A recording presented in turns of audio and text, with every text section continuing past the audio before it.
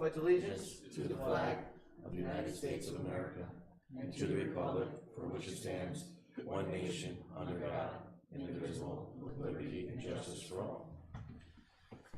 Excellent. So I don't need it's a workshop.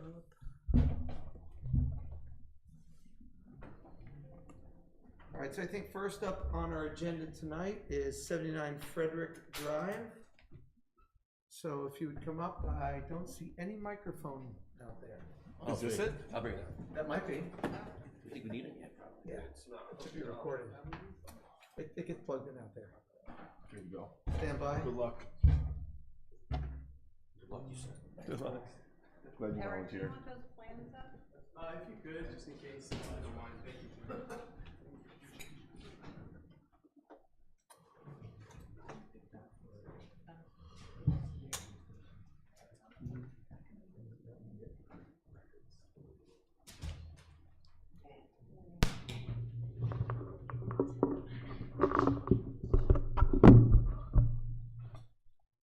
Okay, excellent. So Eric, how are you tonight? I'm fine. How are you? Good, good. Let me just turn to Dave. Dave, comments that you have? Sure. So, yeah, we prepared a comment letter. I don't know if you received that yet? Yes, I did. You did? Okay. So, we'll go through them one at a time, if that's okay? Yes. So, just as a refresher, the application is for the installation of a 3,953 square foot stone paver patio, along with a retaining wall and driveway extension. The project site is 20,389 square feet in the SR20 suburban residential district. We have the following comments on the plan. Number one, plans should list the information of the owner of record for the project site. Number two, the top and bottom elevations should be provided at regular intervals along the length of the retaining wall. It appears from the information given that the wall exceeds 3 feet in height. Monroe Code 200-26.5G requires that all retaining walls 3 feet in height or greater, having a driveway structure or slope of 1:3 or higher, located above it, shall be designed by a licensed engineer and shall be approved by the building department.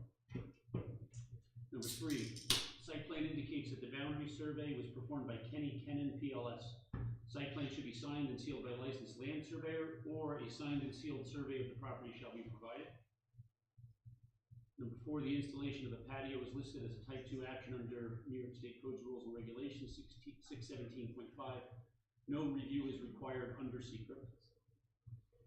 Number five, based on the projected amount of disturbance, a SWIP will not be required. Number six, plans should provide erosion and sediment control measures and provide details for them. Number seven, map shall indicate the source for the topography and spot elevations. Number eight, Village Code Section 200-26.5G4 states, for retaining walls over 3 feet in height visible from the road or adjacent property, the use of a smooth concrete wall shall not be permitted. The exterior of all such walls shall be natural materials or textured concrete, so as to minimize the negative visual impact of the wall. All retaining walls should satisfy this requirement. Number nine, Village Code 200-26.5G5 requires a 4-foot fence on any retaining wall greater than 5 feet tall. Fence is shown on the modular block retaining wall, but not on the CMU retaining wall. Top and bottom wall elevations indicate that there are portions of the retaining wall over 5 foot in height. Since the details only call for fence where required, it should be specified on the plans where fences will be needed. Number 10, applicant may wish to note that Village Code 200-44F prohibits storing recreational vehicles or boats within 10 feet of the side or rear property line. This means that the proposed driveway extension cannot be used for the storage of a boat or a recreational vehicle, and that is an information comment. Any outstanding? Are these all outstanding, Dave? Yeah, some of them were informational, but the comments that were noted should be addressed and on plans to be submitted. Okay, Eric? Yep.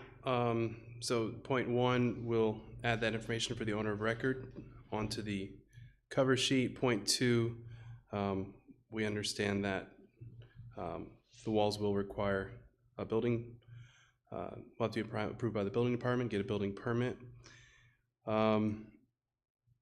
Yeah, and we'll provide signed and sealed drawings for that purpose, you know, once we get through through site plan approval.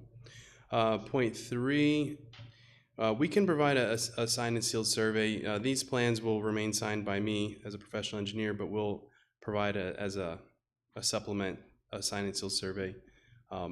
And this ties into point 7. So we did do field work to acquire the topography and spot elevations. So we'll, yeah, as I mentioned, we'll get a signed and sealed survey to validate that. Point 4 is basically informational. Point 5 as well. Point 6, we did provide some erosion and sediment control measures.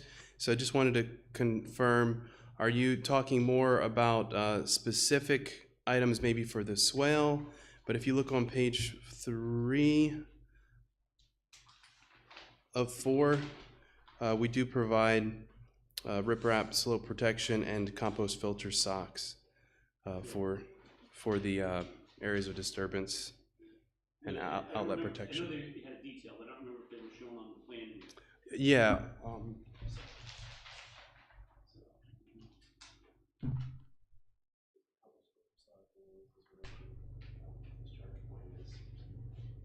Did you need anything more specific for the swale? That may be okay. Okay. And then continuing on, already addressed point 7, point 8. So we do have for the segmental retaining wall, the material it does have a texture to the face. It's not just a smooth concrete. So that has the aesthetic value that I think that's being required there in the code. For the CMU wall, I will actually be revising some of the spot elevations. I think there were a couple of them that were a little busted. So when I fix that, most likely it will be below 3 feet. But if there are any areas that exceed the 3 feet in height, we'll make sure that it receives a parging or some sort of a texture that will meet the intent of the code. Regarding point 9, we do understand that the modular block retaining wall will, in most cases, exceed the height requiring a fence. So we will provide that as was shown in the plan. Again, with the CMU wall, I'm going to revisit that just to make sure that all the spot grades are correct. But if we do exceed 5 feet, then we will provide the fence, and I'll show it with the symbology on the plan so you can see that where that's being provided. And then the last point, yeah, I think the applicant understands, we actually discussed that tonight, that anywhere within 10 feet of the property line, they could not store an RV or boat. I think the code typically pretty much stands by itself, but I guess the extra verbiage is just there to make sure that they know how it can and can't be used. But yeah, I think, I don't know if that needs to be adjusted, but I guess my point is, if they had something that's outside of the 10 feet, they could, in harmony with the code, where it would be applicable, they could store what was needed. But so I feel like the comment goes a little bit beyond the code language, but yeah, I understand the intent of it, and we did discuss that how it could be used and can't be used. Any other questions or comments? Does that address your concerns? Yeah. If we follow through. Yes. Okay. Okay, great. Elizabeth? Most of this, the comments are Dave's comments with respect to engineering. Just simply last meeting, we had asked them to certify where the town line was for purposes of GML 239. They're 570 feet, so they don't have to make a referral. Okay, by 70 feet. We had a discussion about submitting a short form EAF. The applicant did note that it was a type 2 action and cited 617.C12, and upon review, I have no objection to that, so classifying it as a type 2 and you don't need an EAF. With respect to the survey, there was discussion, he's relying on a prior survey. Given the nature of the work and assuming the survey is signed and sealed to Dave's satisfaction, I have no objection to reliance on that existing survey in this case. Okay. And then there was some discussion about, and again, this is a technical comment for Dave, whether the proposed restoration to the drainage swale, is acceptable. Dave? Take a look at that and see what they have. What are you doing to restore the drainage swell? Basically just restoring the contours. You know, we'll make sure that it's seated and stabilized so that it, you know, is able to, the permanent stabilization will take root before any, you know, would get washed away. So basically the main gist of the work though is that it was filled in to facilitate construction. So that will be reversed by removing the additional soils that were added, and we'll restore the contours that were there previously. Yeah, I was gonna say, I remember reading somewhere, I don't remember if it was in the cover letter or somewhere on the map, that there was language that it was to be restored to its original condition. Mm-hmm. Do you know if that note's on the map? Or was it, do I remember it being from the cover letter? It was in the cover letter for sure. I don't know if I put the verbiage. We call it typical swale restoration, but it was on the cover letter and the response letter as well. Okay, I mean, I would actually ask, I guess then it would be good to have that on the map as well, a note to that effect. And I'll take a look at the particulars that you have for the restoration. And see if there's anything else on that, I'll let you know. Okay.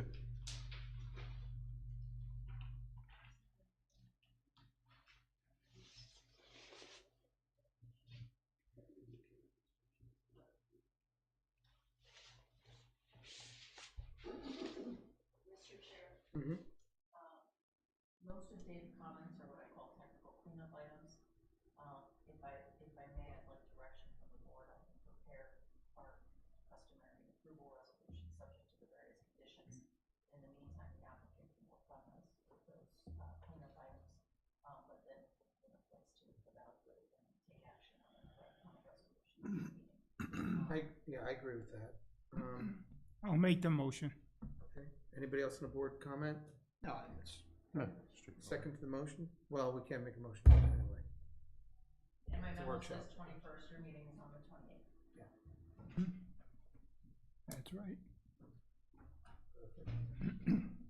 Okay, yep, I think that's right. Good. Okay. All right. Thank you very much. Thank you, Eric, appreciate it.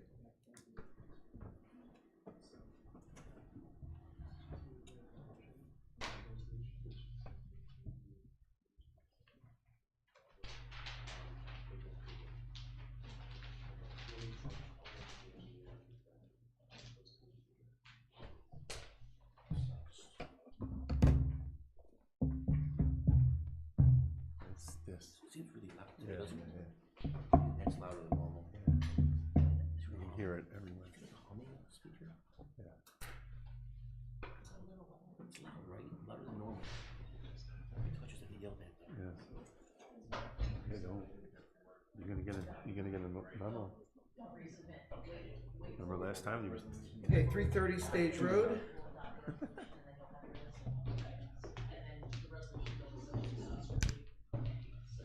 Hey, Dave. Hello, everyone. Stand by 1 minute. David, 330 Stage Road, Yes. your comments. So you have comments on that? Did you receive a copy of the letter? Yeah, and I want to thank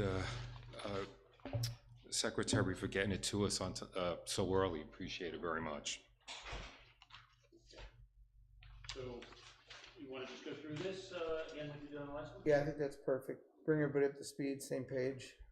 Okay, so the project involves the merging of two lots and a change in use of the existing one-story mixed-use commercial building located at the intersection of New York State Route 17M and Stage Road. Plans previously submitted proposed variations of uses, including the use of the building for a furniture store, retail, fitness gym, and auto body repair. The applicant is now seeking to divide the existing building into two uses, with the upper floor being wholesale retail furniture store and the lower level being used for a daycare. We have the following comments on the plans provided. 1, the land use determination indicates that the proposed daycare use is permitted in the GB district and subject to a special use permit following section 200-58. The daycare minimum lot size is 20,000 square feet, and the retail minimum lot size is also 20,000 square feet, meaning the combined minimum lot area is 40,000 square feet. The existing lot is 45,398 square feet and is compliant. The applicant is proposing proposing to combine the two lots to create a single parcel with an area of 6.089 acres. Number 2, the zoning table on sheet C2 should be revised as follows. A, the required gross lot area should be listed as 40,000 square feet. B, the net lot area should be listed as 40,000 square feet. That'd be the minimum required for net lot area. Okay. Number 3, the following requirements of section 200-58 of the Village Code, daycare, shall be noted on the plan.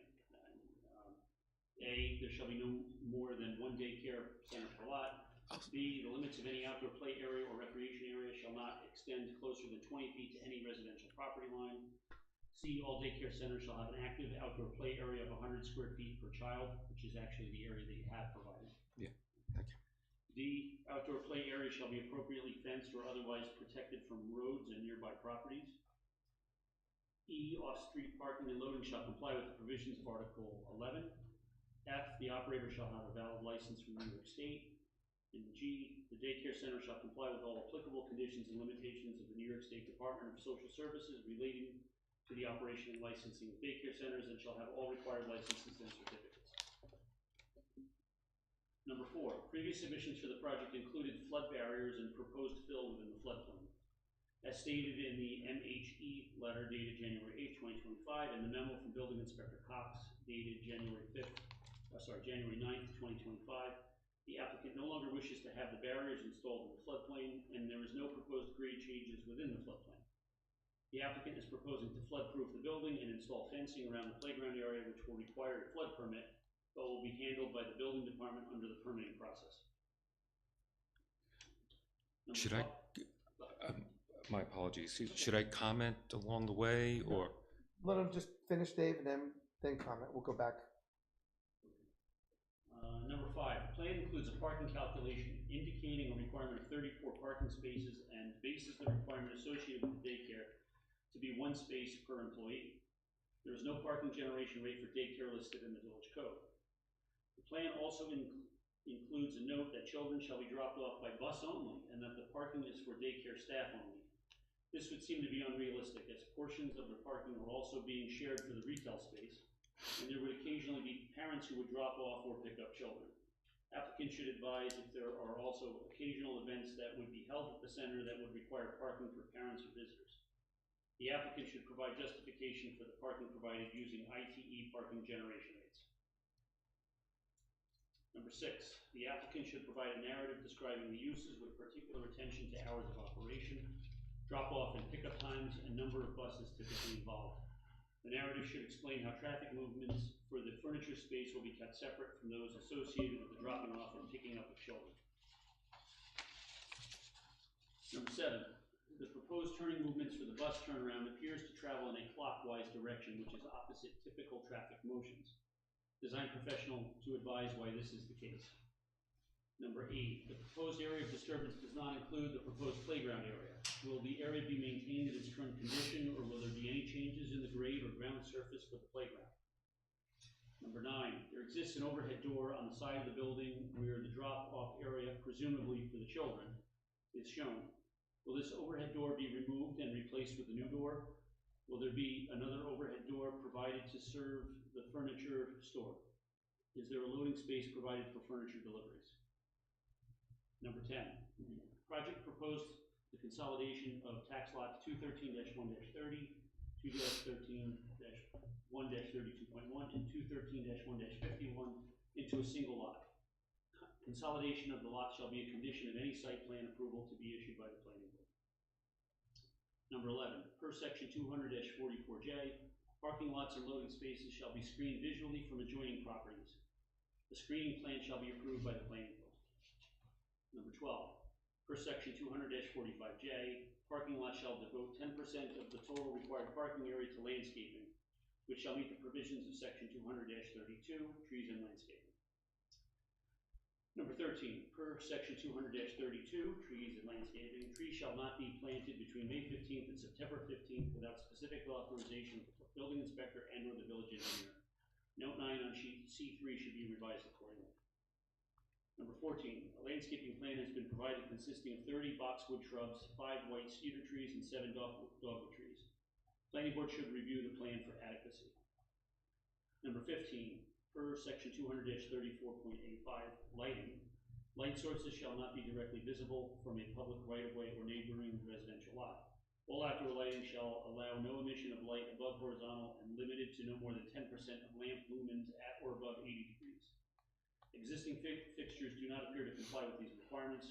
The board should consider if they should be replaced as part of the project improvements. Number 16, proper illumination of the bus turnaround queuing area should be provided. Number 17, applicant to advise if any new signage is proposed for the retail and daycare facility. Number 18, the application requires referral to the Orange County Department of Planning based on its proximity to the Orange County Heritage Trail. Number 19, project is subject to the Architectural Review Board review and approval. Number 20, the submitted EAF form indicates the presence of potential endangered species habitat, northern long-eared bat, as well as archaeological sites. A letter dated October 16, 2024 was received from New York State Parks, Recreation, and Historic Preservation indicating that in their opinion, no properties including archaeological and or historic researches listed in or eligible for the New York State and National Register of Historic Places will be impacted by the project. The letter states that it does not address potential environmental impacts. It appears that all site improvements are located in existing paved or gravel areas. Applicant to confirm. Number 21, prior plan iterations submitted have been considered by the planning board and an intent for lead agency was circulated. Board should review with legal counsel to determine if the proposed change to eliminate the auto body repair and instead propose the daycare requires recirculation of the project to involve agencies prior to assuming role as lead agency. Number 22, a public hearing will be required in accordance with section 200-72E4.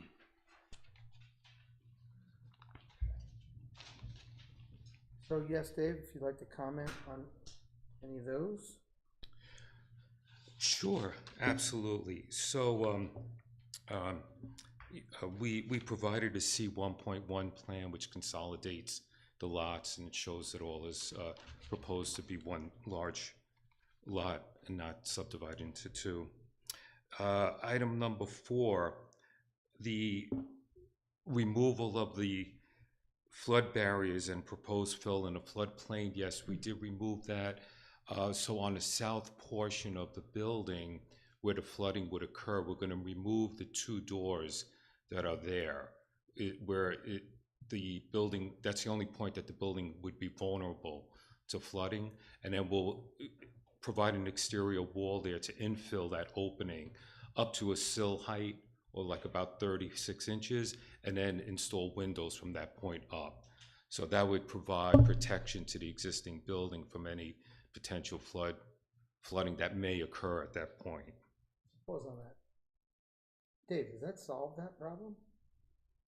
Well, if they have, I mean, I guess the flood proofing is going to be addressed during the building permit stage, but I guess you're going to have a barrier there, a water barrier. Yeah, what we'll do is... Well, so the barrier, though, if I'm understanding you, Dave, the barrier is just removing the doors. No. No, we're going to infill. If you were to remove the door behind you, Yeah. I'm going to infill the bottom portion with concrete or CMU so that to not allow any water to come into the building. And then what we do is you could waterproof the outside of it with parging or something of that nature to protect the inside of the building. Then the upper portion of that door would be a window. Okay, so how high up would that parging? I would bring it up to 36 inches. Okay. And we plan to demonstrate that in conjunction with one of the other comments that's coming up. Excuse me, what is the mean water level in a 100-year flood in that area?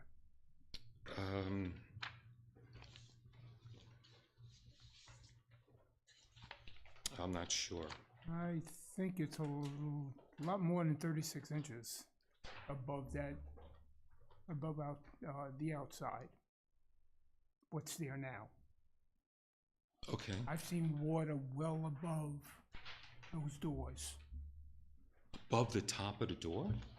well above the seal of the The bottom The sill bottom. of the door. If the doors, Yeah. Joe, so if the doors, so to your point, if the doors are removed right? and it's a wall 36 inches high.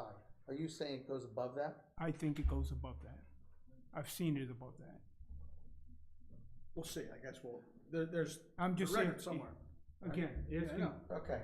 asking the question, You're asking, what is right. the 100-year Okay, so we, water level for that area when it floods? okay, a valid point. You know, we'll determine that. I really don't have it offhand, but we'll determine that Understand. and put it, put it there and show the elevation. David wants it. That would also, be in conjunction with the development there that is subject to a flood permit under the code, which is issued by Right. the building department. Exactly, but we certainly want to know what it is. Right, so it's a secondary look at it. So that would be part and parcel of that permit. Yeah, I mean, if No, you it's a look, good point. 36 inches may not be enough. I don't think it is. so, I mean, looking at the elevations on the map, they show the flood elevations from the FEMA mapping, and on that side of the building, it varies from one corner to the other.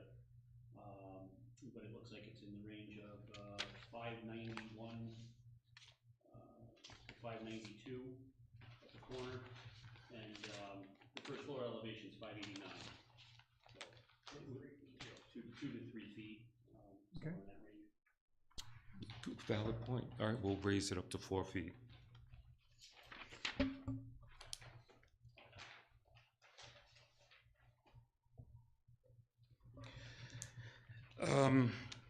Okay, let's continue paragraph 5 or point number 5. Our parking calculations do show 34, but 8 of those are for the furniture store. 26 of them are for the employees associated with the daycare center. So we didn't intend for all 36 to be a part of the daycare only.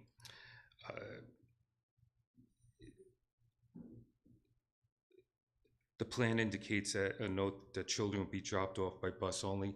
This will be the case.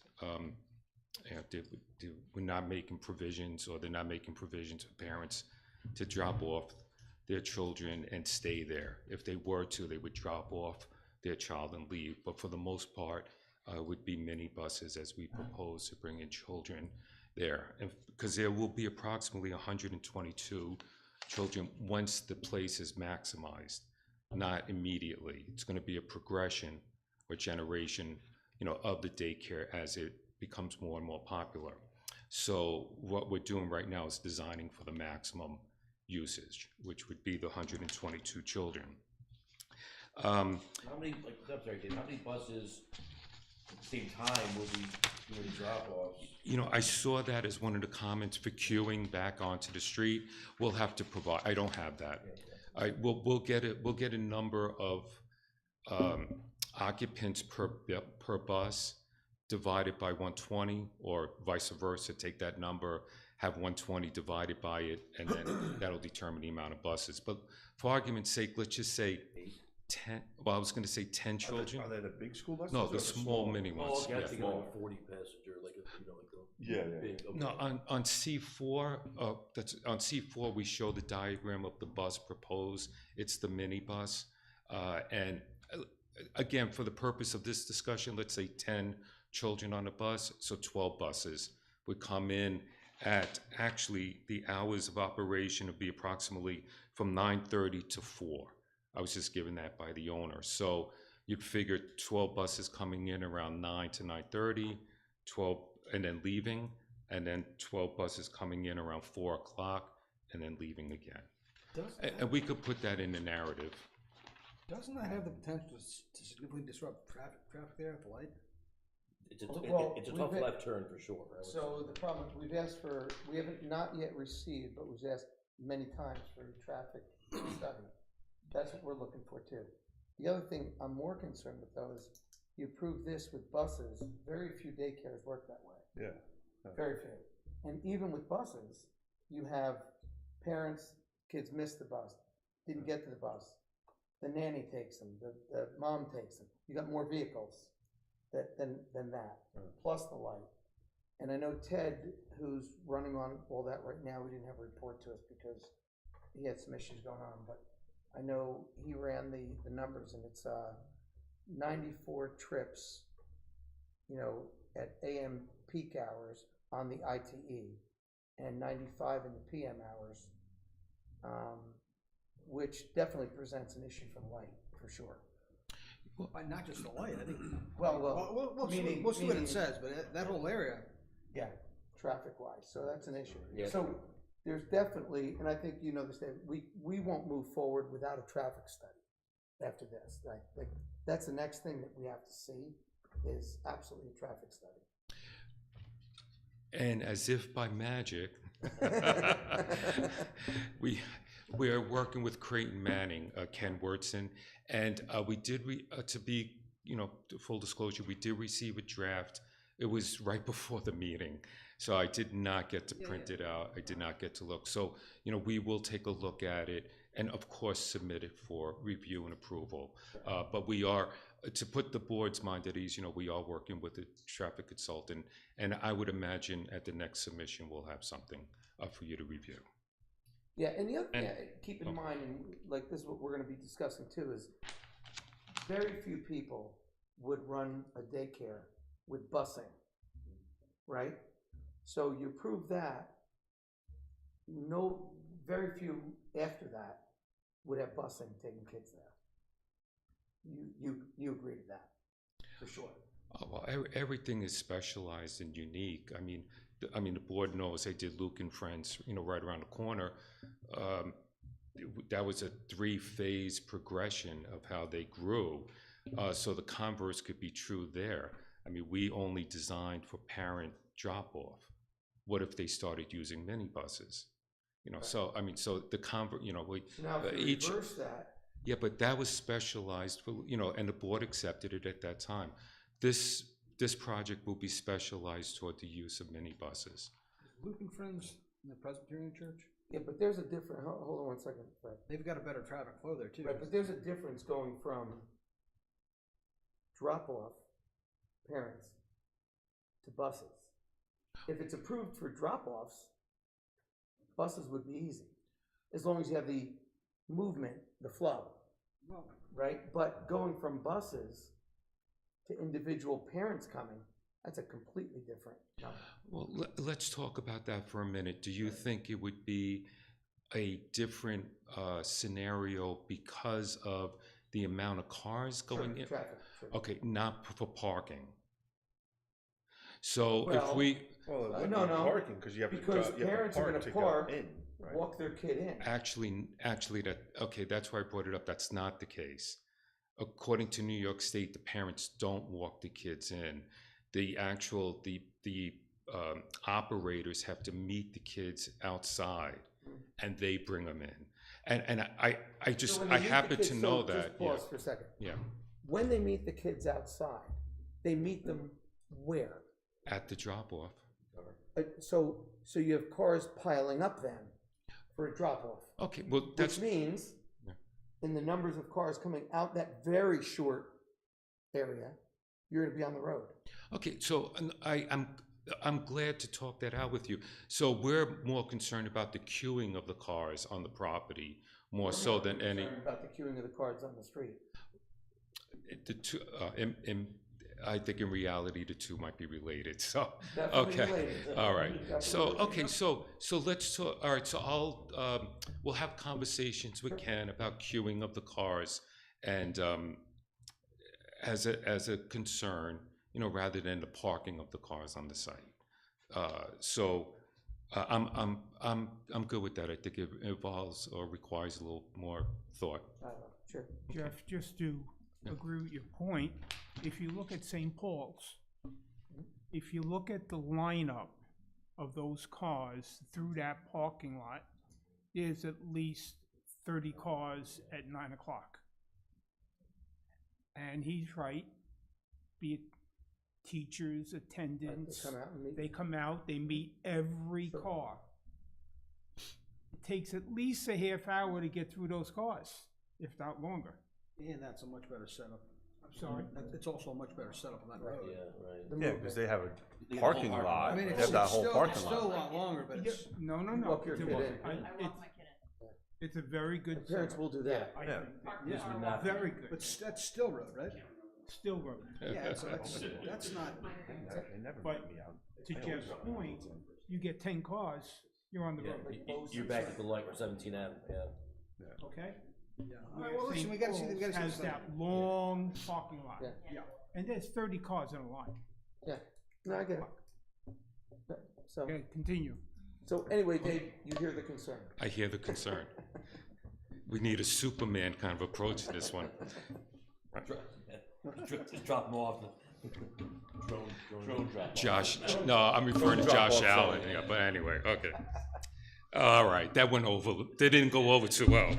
Okay, item 6, providing a narrative, I see that, absolutely, we'll provide additional narrative. Item number 7, yeah, I'm not sure how everybody got clockwise. We show arrows going, counterclockwise around the circle. It's the turning movement. You show the turning motion for the vehicle. It's going back. and It's going, right. If you look at the direction of the Well, it's not vehicle- going backwards, Wayne. Well, it's going reverse than what you're saying. No, well, Here, let's, if you wanna see. you need a podium. I think I might include that in the design. Mike provides his own pointer. It's right here. Provide a podium. What's that? Mike provides his own pointer, you should bring a podium for yourself. We got a Um, Oh, here we go. Here, you want this? Would you like the pointer? Oh, wow. Look at that. No podium, but we got a pointer. Look at this. So, here's an arrow, right there, coming in counterclockwise, and then we show that arrow going out. But look, So- the so- wheels are in the car, Dave. So where are they getting off? So, oh, come on. Where are they getting I mean, off? we show the arrow, I mean, come So on. Dave, where are they getting off the bus? Show, from what you just did, where do they disembark? Right here. And if they're disembarking, this on the way in then, Oh, it has to be in the way. right, which makes the, Yeah, sure, it has Means to the be. loop is backwards. right, Yeah, if you look at the wheels of the vehicle, right, the wheels are in the We front don't and look at the section way the middle. wheels go round and round and round. That's why the Okay, question but came up. somebody in my office is gonna get a beating, this should have been the other way, but we are definitely intending this Okay. counterclockwise. okay. Okay. I would also recommend if you're going to show a turning maneuverability, if you're showing a drop off with the bus, that the maneuverability effect show the drop off. That shows the bus going in and out, but does not show the bus, how it interacts with the building itself. Or other Quite cars. close. We are, obviously, we need to develop the architectural floor plan, at which we got permission to do so. So, we'll develop an architectural floor plan which will show the drop off and its relationship to the road and things like that. So, a point well taken, we'll get that developed.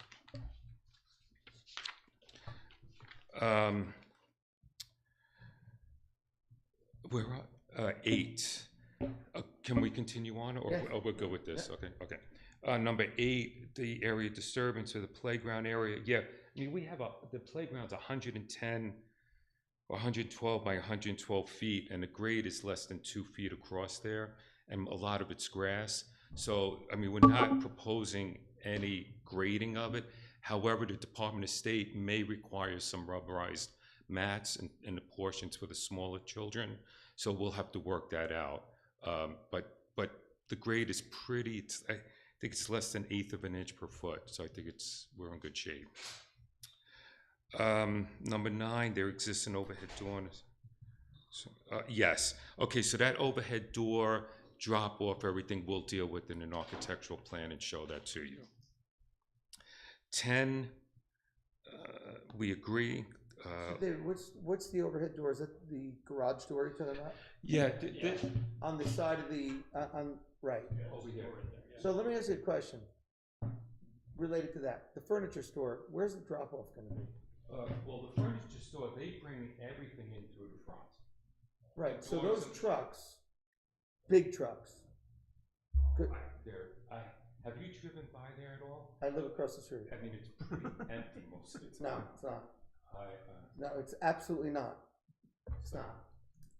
So the unloading on that top part, over here. yes, is where they're unloading the very big trucks of furniture. How's that gonna interact with what's going on? We'll have to schedule times, that can't interfere with the delivery or the drop-off and the pickup. So the drop-off and pickup is pretty set in stone. I mean, they have to start at 9:30, so you're gonna be, for argument's sake, from 9 to 9:30, and then getting out.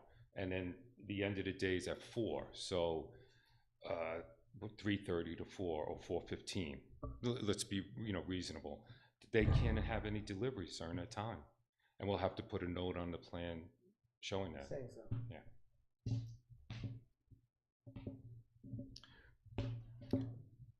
I gotta get my point. I actually have a laser pointer, so.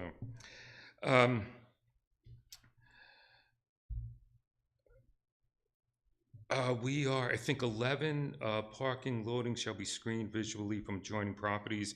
The screening plan, we show landscaping, we show trees along here. I'm not sure, I mean, we can enhance that a little more. I mean, it's sufficient enough. They're 8 feet high. They have a good spread to deciduous, per the landscaping plan. We could, I mean, for argument's sake, we could do an alternate just to provide more of a barrier from Route 17M to this area. I don't think that'll be a problem. We'll talk about it with the owner. And what would screen the play area, the outdoor play area? Well, okay, that's a good point. We have to fence this in, per New York State requirements. So, I mean, their requirements are functional. The village might, the board might want to weigh in on what they think an appropriate fencing would be. Green slats. Even before that, they have to transgress the parking lot. Yes. So the kids are walking across a parking lot. Well, okay, what will happen is, as we develop the site plan, New York State allows you to do a crosswalk.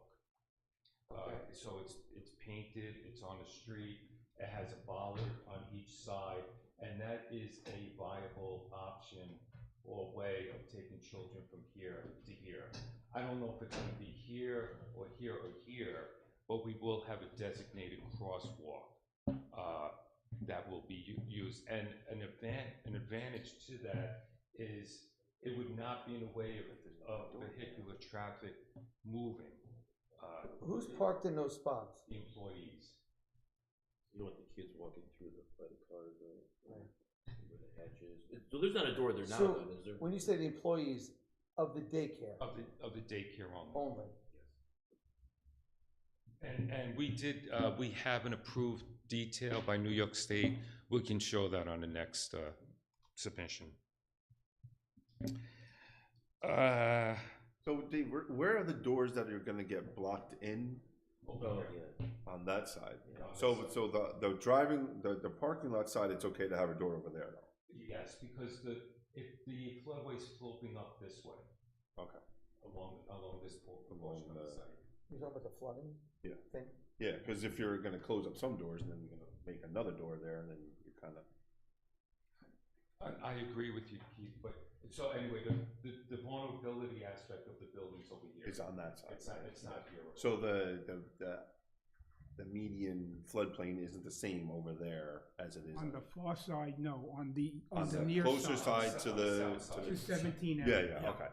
So that's That makes sense. 17M and Stage Road. Stage, okay. Right there, that's So the then, bottleneck. not that, it's our bailiwick here, but, so that would mean you're closing the doors on 2 sides. You're One getting rid of side. them. Well, there's doors to the parking lot side too right now. Here. Yeah. Well, I mean, you want me to project into the future? Yeah, the architectural plans are gonna show entrance doors here and over here for the means of egress. So there's gonna be into the parking lot, there's gonna be Into egress. the employee here, yes. And so the flooding, just so you know, does occur all the way up to that. Well, we'll go with the floodplain, we'll have to address that. And not regularly, but it does Mhm. in the most significant rainfalls. Yeah, we'll have to reach a balance on that, because I definitely do need doors on this side, Right. for egress and to Egress, get, right. and to get to the play Right. area. So, let me talk about that a little further with the owner. Okay. Is the play area gonna be elevated? Are you gonna No. raise that at all? No. Well, you see, no, for the purpose of this discussion, we're gonna leave it at grade. But, let's see what we need to do with the floodplain in that and look Bring at a the lot of options. boots to daycare, you know. Right, that- Well, They if may it, close the school down if it's. yeah, I mean, in real terms, if it rains, the kids are not gonna be out. If it snows, they're not gonna be out. If it's flooded, they're not gonna be out. And so, we have to, If it's flooding, I don't think the school will be able to. You can teach right, swimming. yeah, so, there you go. See what they wanna do with the screening as well for that area, if it's gonna be just chain link with the slats, or is it gonna be like a nice wood, or, what the Yeah, that's what proposed he was idea talking is. Which one? That's what he was talking about, for the play area? For the play area, yeah. We have to further develop that. Gotcha. Um,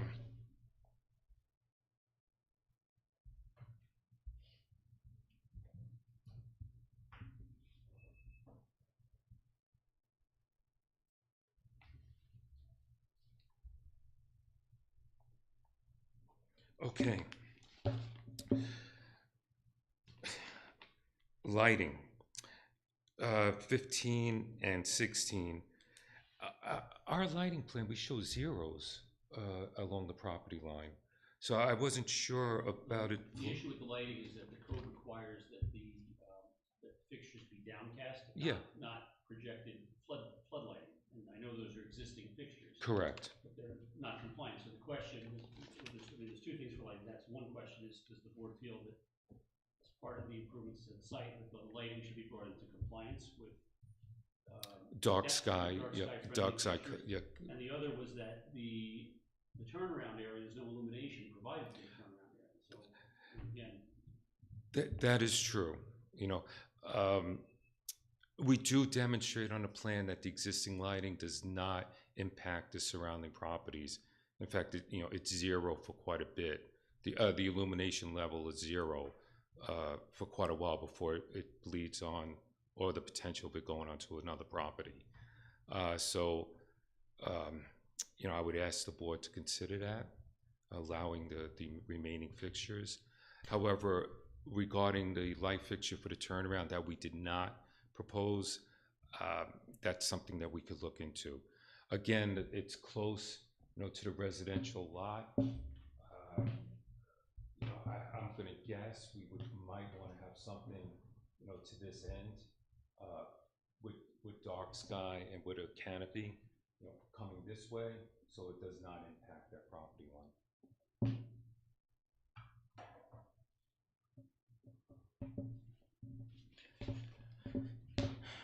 Okay, 17 signage. Believe it or not, yes, we will. We'd like to have a building-mounted sign and a monument sign.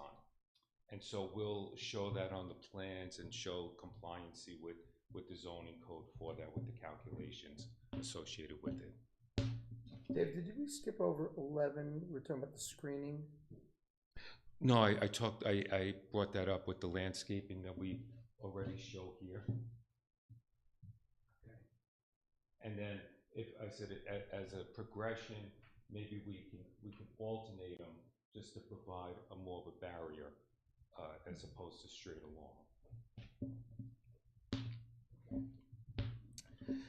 along. 18, we agree. 19, architectural review. Yes, we understand. Just by the nature of the daycare being in the lower level, we have to introduce windows for daylight and for ventilate. Well, not so much ventilation, but daylight. So it will impact the elevations definitely on this side, and this side. So we are poised to prepare architectural plans to show that.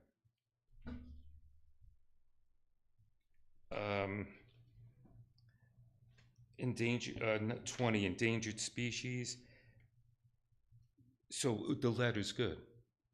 the letter addresses archaeological, historic resources, it doesn't address environmental, and what I pointed out in the letter was my understanding that all the site improvements are located in existing paved or gravel areas, and asked the applicant to confirm. Yeah, we do. And then 21, you know, in some aspects, the impact on the project is less with the daycare, as far as the impact on the building versus what we had originally proposed for vehicle maintenance. However, you know, I do understand that vehicular traffic might be a little bit of a concern. We would hope that since you are already declared yourselves the intent to be lead agency, maybe we can continue with that process so that the public hearing could be scheduled. But you know, we like to hear from Elizabeth on that. I think one of the big things, David, I don't want to move forward at all until we have a traffic study. I think everything stops dead until then. Because that's going to be the critical thing for seeker. It's going to be a critical thing for the neighborhood. It's going to be a critical thing for busing versus parents. Well, you know, it's a valid point. As I mentioned, we did receive a report that I did not get to review. Okay. Would it be agreeable with the board if we could submit that report well in advance of your next formal meeting? And if it's agreeable, then maybe you could review it or have the consultants review it. Then at the formal meeting, if everybody at least knows what's being proposed, we could schedule the public hearing at that time. Well, I'm gonna just, let's just take one step back. Okay. At this point, our traffic consultant has not even seen this project, has not had any materials on this project. And we do have a submission date, and in fairness to Kimberly Horn, they need adequate time to review it. So, there's a reason we have those timeframes. If it was a small change to an existing report that Kimberly Horn had already reviewed and it was a cleanup item, I might feel differently, but you're asking them to review an entire report, which you yourself have not reviewed. With respect to the seeker process, we did declare our intent to be lead agency and circulate the revised EAF on October 22nd, 2024. Given the significant change, we will need to recirculate. If anything, we can authorize at your next meeting, we can authorize Terry to coordinate with me to do that circulation, but that is the extent that I think you can do. And then if I may, and I think you also have to let the county see it as well, because I think there's enough changes here that the county's gonna wanna see it, particularly in light of some of their other prior comments. So I'll just run through my comments. I've been trying to take notes so I don't repeat Dave's, but I'm probably gonna repeat a couple. Revised plan eliminates the existing loading bay door. The applicant to address loading of the furniture store and potential impact on site circulation. For 200-44I, loading spaces are to be located more than 200 feet from residential district boundary. Your building inspector had previously issued a determination that the existing loading bay was a pre-existing non-conforming use and could remain. We're now altering it. We may need a new determination from Jim. Again, parking and loading areas to be screened. There are two provisions that I draw the applicant's attention to, 200-44J and 200-45J. One is the screening of adjoining lots, and one is landscaping within a parking lot in excess of five spaces. Excuse me. We talked about architectural review. This is a longer term. The planning board may wish to evaluate thresholds in the event of a change in use that would have triggered amended site plan review. Often for uses that have tenants in it. What is a simple, hey, you just need a building permit versus what triggers site plan, but that is way down the road for this purpose. We've already talked about flood. Since the study is already in the works, I was going to offer to allow you to consider developing a scope for confirmation by the traffic engineer before undertaking such work, but you've already undertaken the work. As noted by Engineer Higgins, applicant to address timing and number of bus trips so that a traffic study can appropriately evaluate the impact, particularly at the State Road and Route 17 and traffic light. Site maneuverability, again, it's noted that the proposed travel on the opposite side of the lane from what is typically driven in the United States. It does not demonstrate how buses would drop off children. The movement also doesn't account for buses coming south on State Road or for truck vehicles used in connection with the furniture retail store. Planning board to evaluate the adequacy of proposed landscaping. We talked about the limit of disturbance on the playground. And then, I note, and I typo there, I note engineer Higgins' comment regarding the parking calculation, his comment number 5, and repeat the same. So at this point, I think the action that's available to the board, should it wish to do, is to direct the recirculation of the EA and notice of intent, reflecting the amended application, but then at this point, we're pretty much in a holding pattern until we have a future submission. Okay. So we can't do anything anyway till the regular meeting, so. Yeah, Terry can circulate now, we haven't yet. Yeah? It wasn't checked in. I can Terry can circulate it. Okay, so recirculate that. So then there would not be any action on the 28th, so there would not, an appearance would not be required on the 28th. Thank you for doing a recirculation. I mean, since it's necessary, we appreciate it. I have one more comment apparently I missed. So, number 11. In fact, what sparked my interest is just what Elizabeth has said. 200-44.J, parking lots and loading spaces shall be screened visually from joining, number 12. 45J, parking lots shall devote 10% of the total required parking area to landscaping.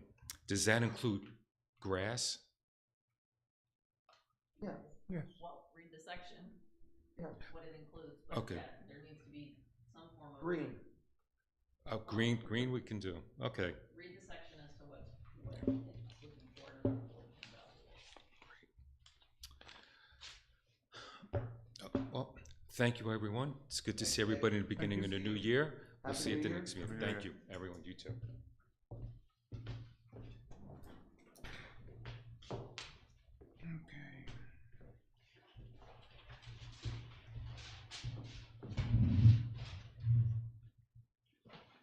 So next up, so 581 Route 17M. They, by email, the applicant requested an adjournment. Oh, okay, 581. yeah, so, okay, great, And I copied both you, Mr. Chair, and Terry on that. yeah, okay. Yeah, appreciate that, thank you. 123, 125 Elm Street.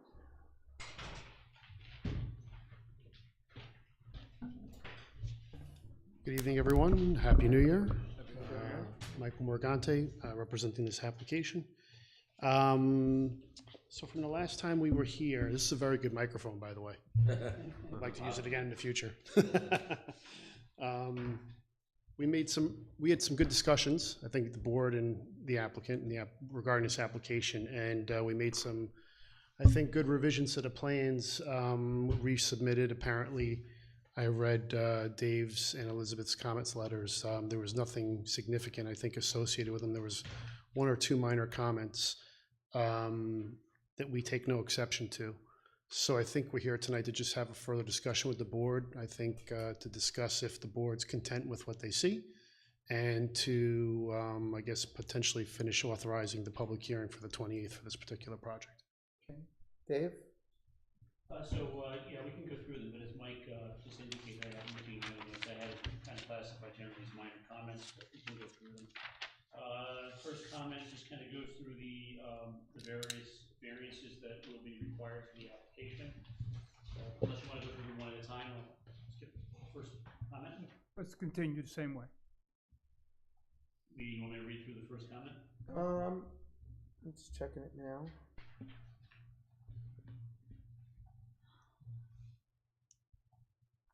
Yeah, go ahead and do that, Dave. Okay, sure. Comment number 1, as noted in the bulk table, the following variances are required. motor vehicle shop within 200 feet of a recreational area, which is under section 200-51N. The lot size, the front yard setback, the rear yard setback, increase of non-conforming bulk under section 200-64A and B, storage of vehicles within any required yard, and storage of more than 5 licensed vehicles for a period of more than 48 hours. Number 2, the plan shows a total of 23 parking spaces required, while only 21 spaces are provided, inclusive of the 2 ADA parking spaces. The planning board previously reviewed the plan and agreed that as proposed, the plan provides adequate parking given that additional parking is available via a license agreement within the lease area, and that should the lease license expire or be voided, 2 additional spaces could be arranged on the subject property in the area where the dumpster enclosure is shown. Okay. Number 3, the zoning code permits off-street parking to be located on a separate lot within 500 feet of the subject property with an easement. The applicant has provided a parking license agreement. While we defer to the planning board's legal counsel for review of the license agreement, we would recommend that it include a meets and bounds description of the license area. And I know, Mike, you had said that that would be provided at some point. Absolutely, yeah. We'll certainly provide that as a part of the final documents for the planning board's review. Number 4, as noted on the plan, it is proposed to consolidate tax lots 207-1-2 and 207-1-3 into a single lot. Consolidation of the lots by filing in the county clerk's office should be a condition of any approval granted by the planning board. Number 5, the previously proposed 6-foot-high vinyl fence along the rear property line has been eliminated from the plan. The applicant advises that a recent site meeting with the county resulted in the county preferring to have the existing fence remain in lieu of the new fence, and that correspondence confirming the acceptability by the county is forthcoming. Number 6, the submitted site plan includes a landscaping plan prepared by Karen Arendt, licensed landscape architect. The proposed landscaping is limited to 14 shrubs and 1 tree in the front of the auto repair shop. Existing trees located between the property and the heritage trail have been shown on sheet 2 of 5. Landscaping is subject to section 200-44J and 200-45J. The planning board should review the adequacy of the proposed landscape. Number 7, the plan proposes a chain link fence with privacy slats along 3 sides of the leased vehicle parking area, including along Elm Street. The plan proposes the existing chain link without privacy slats along the south side, which is adjacent to tax lot 207-2-8, to remain. During a prior planning board meeting, it was discussed that the fence along Elm Street would not include privacy slats for security purposes. Applicant to discuss with the board.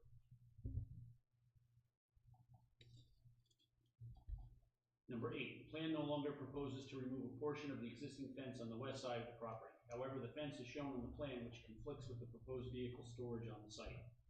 The layout of the vehicle storage should be revised and the count should be updated as required, or the fence should be removed. Number 9, the applicant has provided an expanded Part 3 EAF to address the items reviewed by the planning board and identified in the Part 2 EAF as moderate to large impacts. The planning board should consider the responses and make a determination of significance for secret. So I think one of the bigger, number 5, Mike, is we have not received anything, to my knowledge, from the county verifying what you had said in the last several meetings. Correct. I would actually defer to Liz. Have you had any email correspondence with the county at all? Because I thought you were going to check on that. I did check. I Yes. spoke with Stephanie. I'm not sure if I had an email back and forth with Ms. Midler. I then got a email this afternoon from the applicant's attorney, Marcella Sorigliano. Stephanie had indicated she was aware of the discussions and the county has yet to approve the agreement. The agreement that was presented to us was the applicant's draft, which is fine, but it was not the county's draft. Mr. Sorigliano, and I've worked with him, so I take him at his word as an officer of the court that things have progressed, but instead they're still waiting formal county approval for that. So right now, there's no approval. No, not from the county. Okay. So That's correct. We're still working with them, waiting to get documentation back. okay. So I thought we had a draft that they approved. Did I misunderstand that last meeting? They had their attorney draft it, which is not uncommon. The applicant's attorney draft and had Right. submitted it to the county for approval. The county, because it has to go through the legislature, so. Okay, maybe I misunderstood. I thought last time it was just a formality. So it's not a formality. They haven't made a decision. They haven't made a decision. Correct. Okay. They already made met with the county attorney and I met with the park commissioner twice. And I grabbed the letter after they told me that go ahead because they are confirming they're going to do it. The county already gave Marcello their comments back. That may be fine, and, you know, I also know Ms. Midler, but she is, you know, in the county attorney's office, she can't bind the county, right? It has to go through the proper channels and authority. That would be like me drafting an agreement and says the village says, okay, it's not okay until the village board approves it. It's the equivalent of that. Yep. So, I don't think it has to go to the county legislator. I'm not sure, but she doesn't have the authority on her own to approve it. It's Rick Oldham who has to approve. I think so, yeah. This was, I was told, so by Rick, so. Your own attorney told me it wasn't approved yet. I have that email from today. Okay. The final draft is not approved, but they gave us the It sounds like it's heading in the right direction, but it has not been fully finalized at this time. I think I could summarize it that way. Bottom line is though, we have nothing. We don't know. Warm and fuzzy from the county, which is great. I call it my, you know, I call it my warm and fuzzy, where Right. we get an informal, yeah, sure, that's not a problem. Right. We just haven't solidified the warm and fuzzy. So when we solidify the warm and fuzzy, we can say. So, when Stephanie tells me it's approved, it's approved. Right. Okay. The only other comments I thought we would discuss tonight, I guess one of the comments was, and of course, any of the comments the board wants to discuss, I'm glad to. But number 7, so when we had originally discussed putting the privacy slats in, the applicant went ahead and did so in haste. They put the privacy slats in, so the slats are in at this time. Subsequent to that, we reversed the uses of the parking lots. We were going to do employee parking on that adjacent lot for Frontier, right?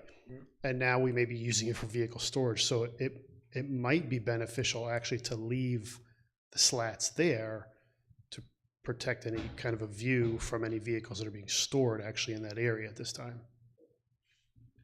So, just so I'm clear. Yes. So my understanding of the discussion of the parking, and I just want to make sure that we're all on the same wavelength Sure. here, is that the leased area was going to be for parking. We went through the exercise, hey, can you get the space, can you just demonstrate you can get the spaces on the site, should you lose the leased parking? So now we have vehicle storage both on site and across the street. So now that's even, so we were talking 24-ish vehicles of vehicle storage, and now we're talking across the street is also going to be vehicle storage? So yes, I don't know how much of it'll be used, but that is the idea. Yeah, I mean, that's why I labeled it as such on the plans. Yeah, that wasn't presented that way. That's not my understanding. I don't know about the rest of the board. That's what we're looking to do, right? Last time it was just employee across the street. Yeah, so our understanding was, what we were saying we would approve is the employee parking across the street. Vehicle parking, same side. Storage, right? On this side of the street. So. On site. Because the exercise was not necessarily to create more parking opportunities. The exercise was to show what happens if Frontier, who owns that lot, Right. ever Bails exercise out. their notice of Exactly. termination, which they have the right to do. Then where do the employees park? Where do we put the parking? It was almost like a land bank exercise. We discussed Right. having it almost like a land bank Exactly. exercise to show that the spots could be, it was not intended to be the development of even more storage, because now you're gonna go to the ZBA and it's not only, because I think the standard is what, 5 vehicles more than 48 hours, you're gonna go from 5 to 24. That, how many spots? It was almost 25 spots, so now you're talking almost 50, the potential for 50 stored vehicles. Excuse me if that was miscommunicated. When we went through the exercise of realizing we could get that many parking spaces on site, it almost obviates the need for the parking across the street at this point. I think we would use it as an overflow potentially for storage of vehicles on the subject site. That's kind of what we were thinking when I put that plan together, not realizing we could accomplish all that. I just don't think that was presented to us. It may not, somehow that might have gotten lost in translation, or we just forgot to discuss the actual vehicle storage portion across the street. Because I did change the notation. It was there for a couple of different submissions at this point. But maybe it just wasn't clearly discussed. We can make the site function almost on its own right now without the need for that vehicle storage space or employee parking, whatever we want to call it, across the street. We entered into a lease agreement already with Frontier that the property is being utilized. At least it's being paid for, whether or not it's utilized or not. So the thought was to continue to have the ability to use it, but to only use it at this point for any potential overflow of additional vehicles that need repair to be stored on that site. If we can get, like if I'm showing the board that we can get all the on-site employee parking, it makes no sense for us to put the employee parking into the area across the street. I mean, I don't see the reason or need for it. It wasn't, licensed parking area should be for the parking of staff vehicles only, not vehicles under repair, and that was the problem. Which is why I'm bringing it up now, yeah. Right, so, I mean, to me, to park the vehicles across the street, and then you have the mitigation again for fluids and oils and all that, and, you know, I don't know. I haven't thought about it at all, but I was just thinking it was employees across the street, so. Is there gonna be, do you have a certain area on that section over there, on the auxiliary parking that's gonna be for storage? Or it could just be anywhere? At this time, I'm showing it as the entire area. I haven't given it any thought if we wanted to section anything off. How many spaces can you bring the site plan up? And how many spaces are on the current, on this side, without the Verizon? I believe we have 21 now. On this side? Correct. On site? It's 21 or 22, and we need Auxiliary 24. Parking is how much? We have a lot. That's what I mean, like, so now Which page is vehicles one? can start piling up over there and piling up and piling up. So you can zoom in right there. A little bit more so you can see the numbers. I think we have, it looks like 13 and 12, so there's 25 spaces on that side of the street. And that was to meet the requirement of 24 employee parking spaces in total. But when we went through and ran through the exercise of trying to find spaces on site, we were able to come up with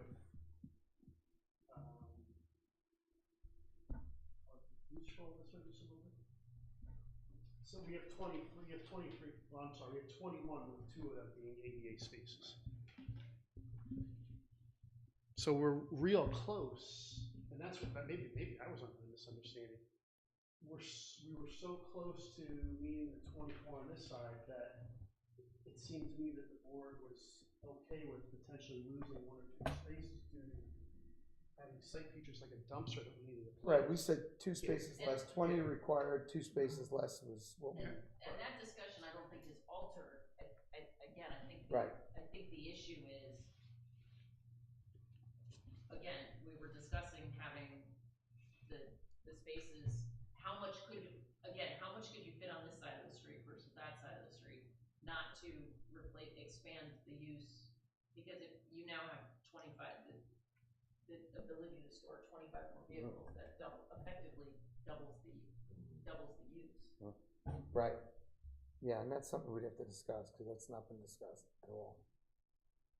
And we specifically wanted it not screened so that when the person Right. enters the building, they could see Security. the proverbial boogeyman. Right.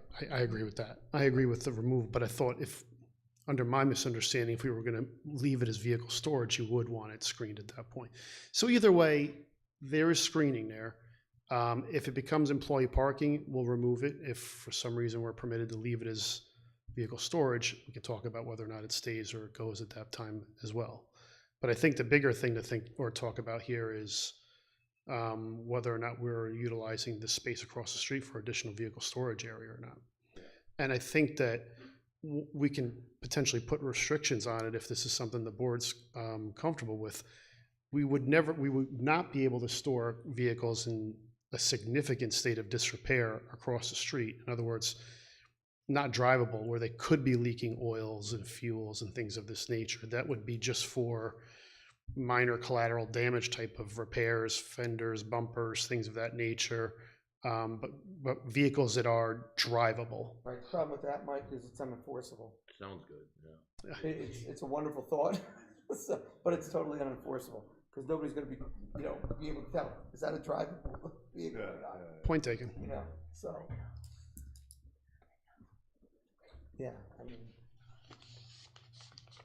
I guess I question, what's the realistic need based on the size of the building and the amount of operation for vehicle storage? How many cars can we physically be working on? right. And I appreciate there's some mechanics in storage and all that, but how many is it? Yeah. And that I'm not sure. I mean, I think so. The code says that if there's cars waiting for appraisal or for assurance, they can stay up to 60 days. It can, but For there's a insurance. limitation. There's five cars. 5 cars is only the smashed. I think so. It's like it's You two still have different to go things. to I mean, you're going to the ZBA anyway. Yeah, I'm going But anyway with the but There's a huge difference between vehicle storage for 24 vehicles and vehicle storage for 48, 49, whatever the Right, it's double. Max. No. I think we're going around in circles right now, but bottom line is, even my notes from Monday's December 9th meeting, I had employee parking across the street, car storage and workable cars close to the building. That's all. That's what we settled on December 9th. I'm not disputing that. Somehow it must have gotten lost. I would note I did have it on the plans, but somehow it got lost in our discussion. I don't understand or know why, but I am bringing it to light tonight because I started to realize that there might be a potential misunderstanding about this. So that's why when I read Liz's comment and I looked at these notes, I said, wait a second, we better talk about this particular item tonight. Mike, Dave, just curious, do you remember any iterations of the plan that included storage across the street? Well, I wasn't here at the December meeting, so I don't remember that, but, I thought I remember seeing that area labeled as vehicle storage. It was several certain. months ago. Last submission. It was the last submission? Okay. I remember seeing it before, I guess when we did the review. yeah, but we never talked about it last month. So, Mike, what plan are you thinking you put that on? Oh, it's on this plan right here. This is the most recent? So I can tell you that we met out at the site middle end of October, right? So middle end of October is when we started slicing and dicing to see what we can get inside the site. So there's a very good chance for the November meeting that was also labeled as vehicle storage. 100% it is for the December meeting. And For December. for this, Are we looking at the December one or January? if we can take a look at the. Yeah, what's the date on this plan? Scroll to the end of the sheet. I don't have any discussion on I have a printed set here, Mike. Yeah, I'm pretty sure that's the December. in November. Okay. No discussion is. Yep, that's correct. At all. Is it on that one, Dave? I printed the plan set out, and it was, December 10th. I can check quickly, but I'm pretty sure for the November meeting, we had that shown as well. Right, so, The map date 10/23, it's on there. Yeah, so I know for at least 2 rounds of submittals, I've shown that labeled as vehicle storage. I'm not springing that on the board tonight. no, I'm not saying you are. yeah. I'm just saying it never came up as an item of discussion. So even when you were discussing it, that was never discussed. I think I just didn't talk about it because I was so excited that we got all the spots on the subject site. And all I'm You didn't show the vehicle storage on this side of the street either, correct? No, we did. We showed it on this side here. Yeah, it's right there. We're always going to use it. On the older plan set too? Yes. Yeah. Yeah, that was always originally shown, I think, on every submittal. I think at one point you asked me to show the number of cars so that we could determine how many we could actually fit in there. Yeah, no, I'm not saying you didn't, I'm just saying it was never a point of discussion with the board. Yes, I'm just gonna think back and say that we were so focused on discussing what was going on the actual Right. site itself that I don't think, Yeah. I think we all just I think we're. didn't really, we had tunnel vision on this Yeah, and didn't really think or talk about that. right. Yeah, a lot of dumpster talk. Yeah. A lot of dumpster talk. So September had them reversed. The meeting that was dated September 25th had the outdoor storage on next to the building, and the area across the street listed as parking. And then I gave So Dave, across the street was what kind of parking? Correct, yeah. Employee. Didn't show the actual That's what we space. thought it was. So across the street was employee on September, In September, yes. Correct. and October was the reverse, you're saying? I can look that one up, I probably have it here. You, I did put in, when we reviewed the parking license, I have here 10-7, the licensed parking area should be for the parking of staff vehicles, not vehicles under repair. That was my comment. So the licensed one is across the street. So that was That discussed. was in response, that was in October. That was a response that they could not put any cars across the street. Not Okay. repair cars. I have the So we same, did have a discussion apparently. Well, I had a comment. Yes. Whether we discussed it, that's a different story, but I had a comment. I think we must have, because I'm, Now, did Mike I see took a that, note. like, was that sent to the? It's in my comment memo. Yeah, I'm sure I did. Okay, so from October then, we were saying no. According to Liz's memo, correct. And then, and then we just had tunnel vision and I don't know, we lost track of talking about it. It's all right, we just have to have them. I mean, and I'll tell you that here, and I do remember seeing that, and I do remember wanting to discuss it because I do remember seeing it. But again, with the tunnel vision on, Right, got lost. I think we just, Okay, I just didn't discuss it. Well, can we just say employee parking only, and I mean, is it necessary? I mean, are we just saying you don't want, You could also Storage label over it there. as employee overflow parking. what's that? The applicant has two choices. It almost sounds like they don't need the easement at this see, the point. problem for me, it comes like a junkyard then. Right. Yeah. That's what Right. that's the biggest that's issue. what it's been.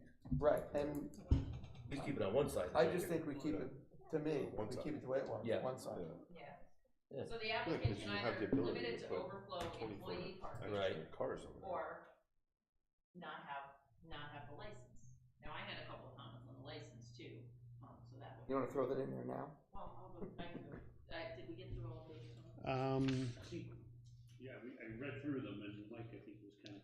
going Yeah, through 5, some. 7, and I don't know that this one is as big an issue, but number 8, whoops. The fencing that's along this property line right here, I don't know if the board's had a chance to go take a look at this site. It's worth looking at it at night and during the day. This is actually a pretty heavily vegetated property line. There's a garage here, and there's actually parking spaces right here, and there's a dumpster right there. Right about here where this utility pole is, for maybe a 5 to 10 foot stretch, is the only open area along that property line, not to mention that's a commercial building. So I don't see the need. Isn't there a home, Mike, on that corner? Which one? In the space Right there, right there, right there. on the corner, That's it. down low, right there. There's a home there. Yeah. There is? With the wraparound porch, right? With wraparound porch, it's got a, But that's an actual commercial building. It's being utilized as a commercial building. It's a business. It's actually listed as an LLC. I mean, I know it can be a property owner that's in an LLC, but I think it's a home, I think that's a home. I think we know for a fact it's commercial. He knows the owner. You're right, we should look at it. It's, I mean, look, it's no skin off our back to put slats there, but I don't want to put something for the sake of putting something if it's not So when you required. say commercial building, are you saying it's an LLC, so it could look like a home, but it's an LLC? I think it's being utilized for business purposes is what I think it's being utilized, not as actually a home. Well, At the moment. what's the business? Do you know what the business is? I spoke to the building inspector about it, they said that's a business over there. I believe the building inspector, I'm thinking that was his home at one point. Maybe. growing up. Oh, interesting. That might make sense, yeah, that might be. That's a home. So it's a business that I can go to tomorrow then and purchase So if I something. drive by there, it's gonna look like a business? It looks like a house. I mean, it looks like, I mean, but lots of businesses operate in houses. You said you know the owner? So what kind of business is it? Oh, just a bit, okay, gotcha. Business. We can find out more, but I Yeah, and we can look too. I would like the board to also just, when you get a chance, if you're driving by at night, go take a look, see what I'm seeing. Yep. If you want the slats, we'll stick them in. If you think it's okay, Okay, there's no fair need enough. for it. Yep. Yeah. Mike, just to clarify, so you had mentioned comment number 8, I just wanna make sure that you understand, so the portion of the fence that I'm talking about is in the lower right-hand corner of the screen. Yep. There, Yeah. So, kind of forms a rectangle or trapezoid in the lower right corner of the parking lot. right here? Nope, the vehicle storage area. Oh, yeah, right no, there. I'm sorry. Yeah. There's two things we gotta talk about, yes. So number one is this, so I'll work with the applicant to see if they wanna relocate that fence, or if we're just gonna exclude the vehicles that I've got shown parked in this area from that particular site. Now, are you relating this to the easement that we were talking about, or is that a separate? That's different. No, Separate it's discussion, something- okay. that's something separate. So we Okay. have the landscape for the existing vegetative buffer, and I saw Liz's comments, we take no exception to changing the language in our documents. But also, I just wanted to make sure the board understood that this side was not going to contain privacy slats for the reasons I explained before. If the board wants to. Because of the heavy vegetation. There's heavy vegetation, I mean, I don't know what we're screening it from, because it looks better on this side than it does on this side. I'll let you guys be the judge of that. Yeah, we'll take a look, because very specifically at your request, for sure.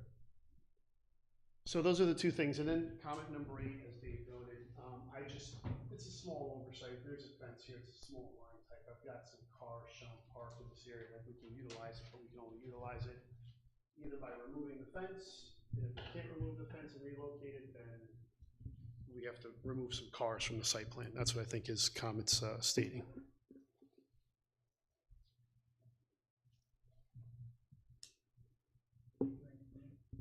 What did we, I know there was an extensive discussion about the dumpster, did we come up with an actual finalized plan for that, or remember, there was 2, and then hurricane, what was the?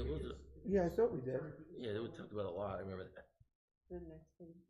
Yeah, we can stay right here if you want. I think what we talked about was relocating it to a central Correct. location that both sites could use. And losing 2 spots. Yeah, and we lost only So 2 you think, spots. so one dumpster will be enough for everything? I think that's all they have right now. So I think Is it- so, yeah. It's not overflowing, or that you've noticed, or? Otherwise, we'll need more pickup. But that lets your dump truck get in, get out. Right. Correct. Easier. Let's it access, I mean, they can get around the whole site now if they need to, Yeah. so.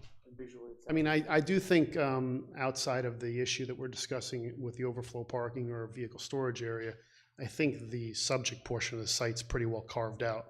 I'm pretty happy with it. I think I've met a lot of the boards and consultants' concerns and questions with the redesign, so I think we're in good shape there.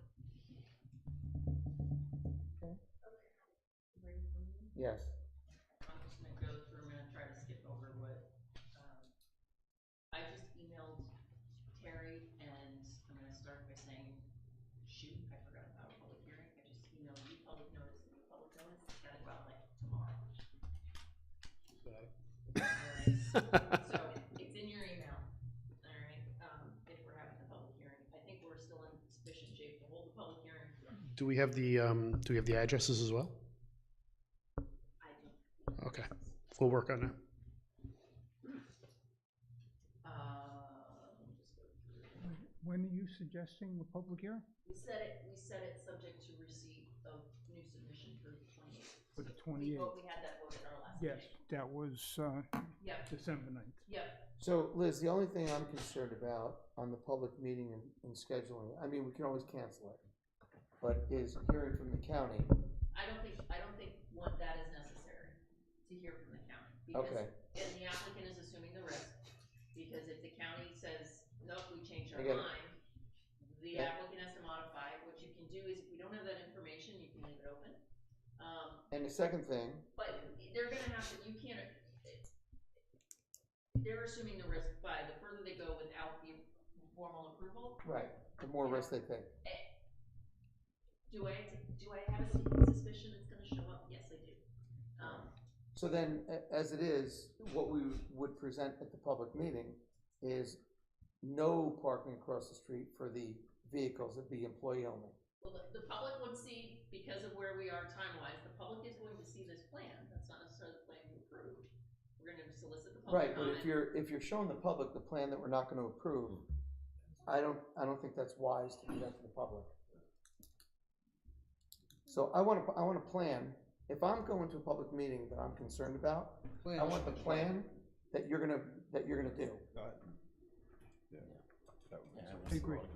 Yeah. That would make Yeah. So if we're saying now, absolutely no, Bump to our priority. that's what that would mean. I think we have a solution. Okay. We'll change that to employee overflow parking. I can have the plans probably in here tomorrow. Okay. Is that good for you guys? Okay. just employees. Let me just get through the rest of, Yeah, go ahead.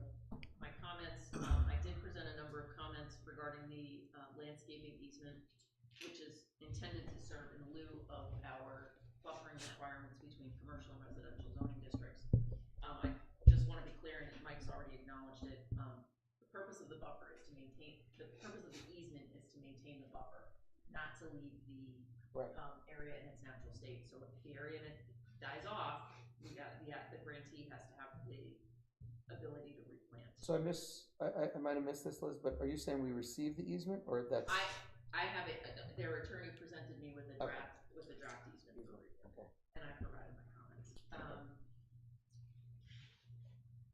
We just beat, the leased parking area to death.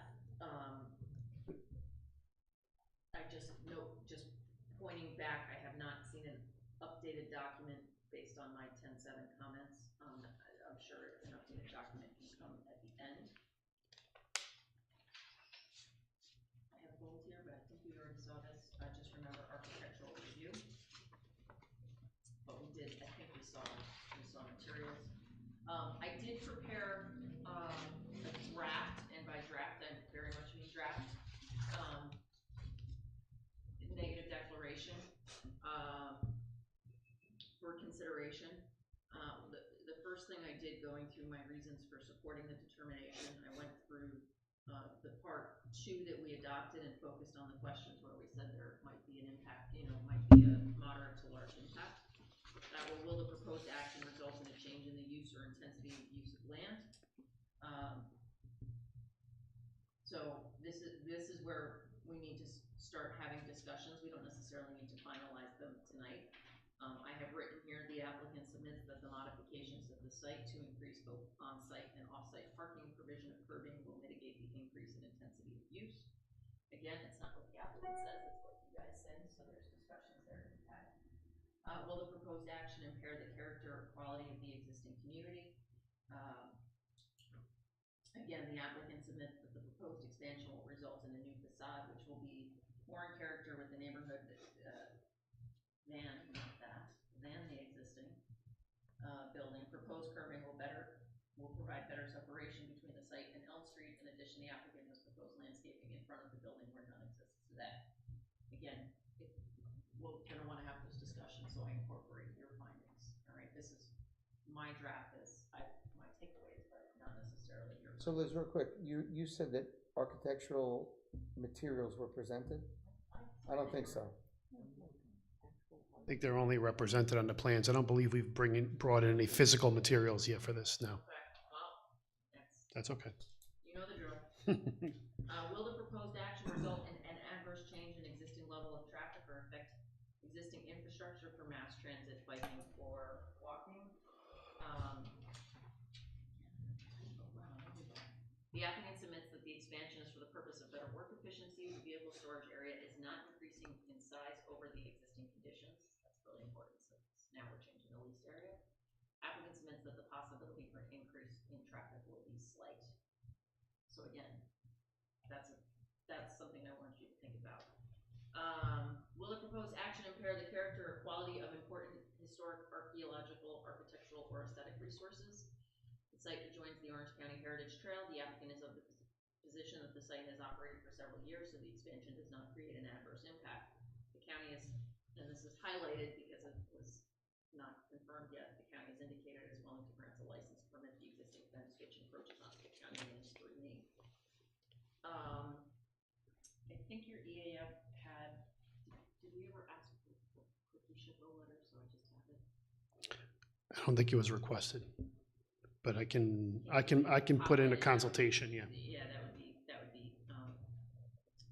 will the proposed action create an hazard to environmental resources or human health? The biggest concern is the potential for automotive fluid to leak and be carried by runoff. The applicant currently uses and proposes to continue to use oil dry cleanup kits for oil spills. All work on vehicles is currently and will continue to be performed solely in the building containing potential vehicle fluids from running off. A note detailing the remediation plan will be put on the site plan as a condition of approval.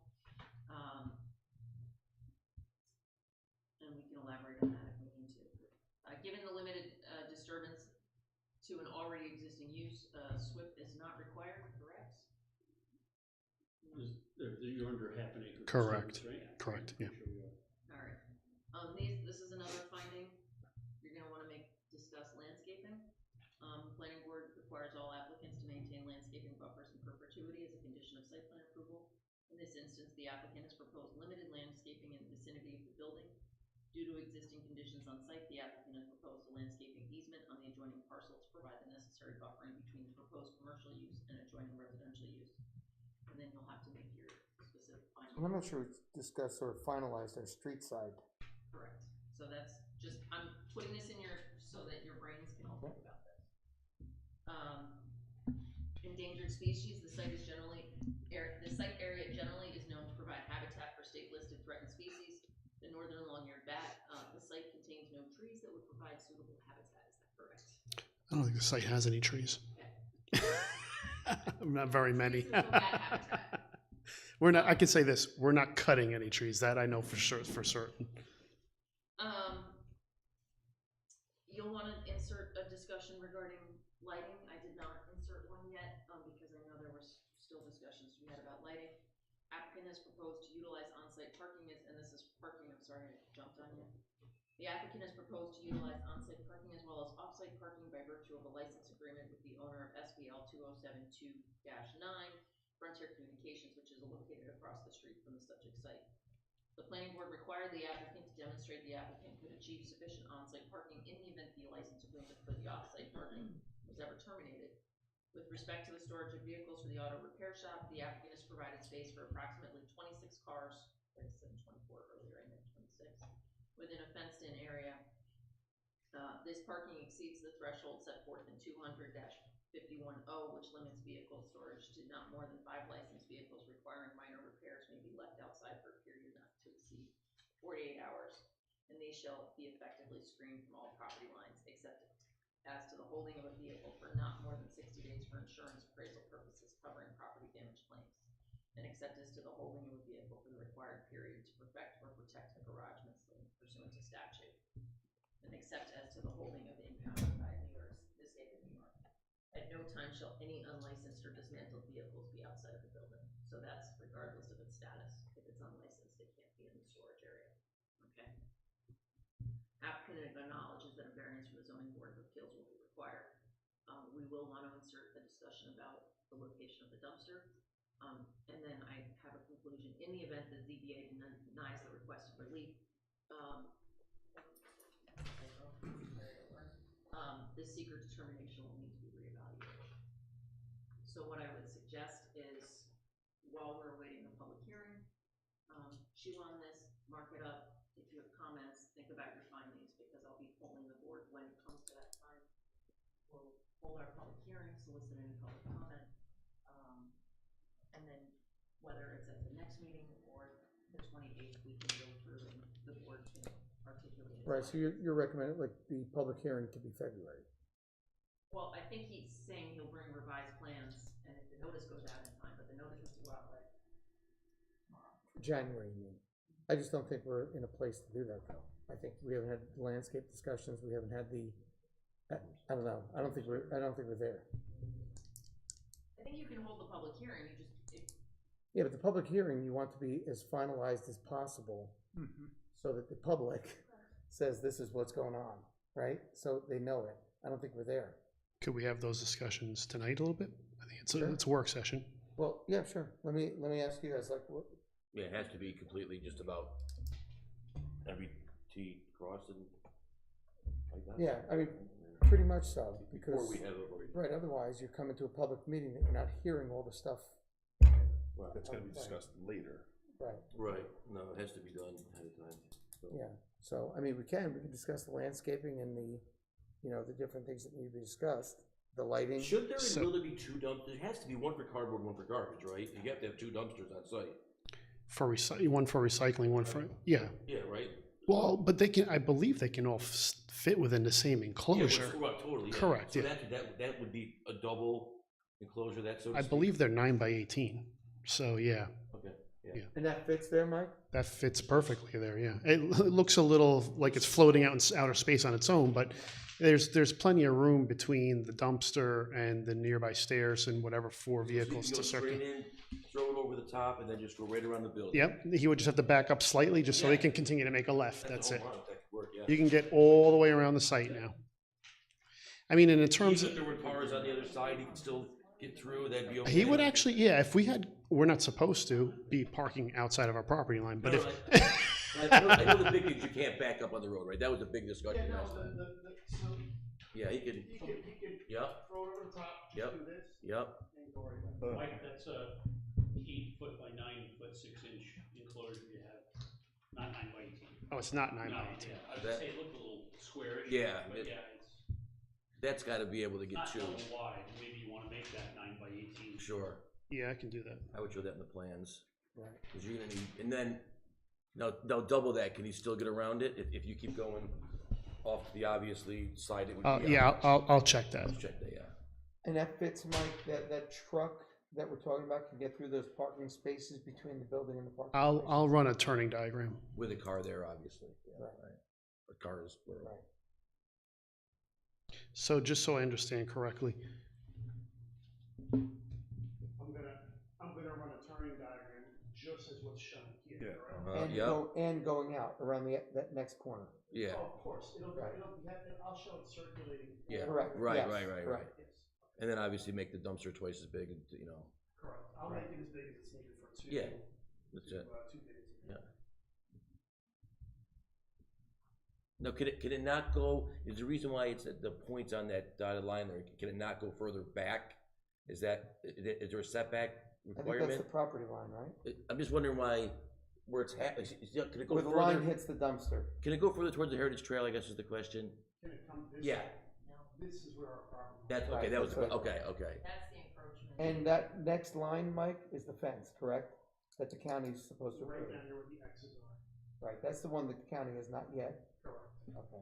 Do they access the storage area from that back lane?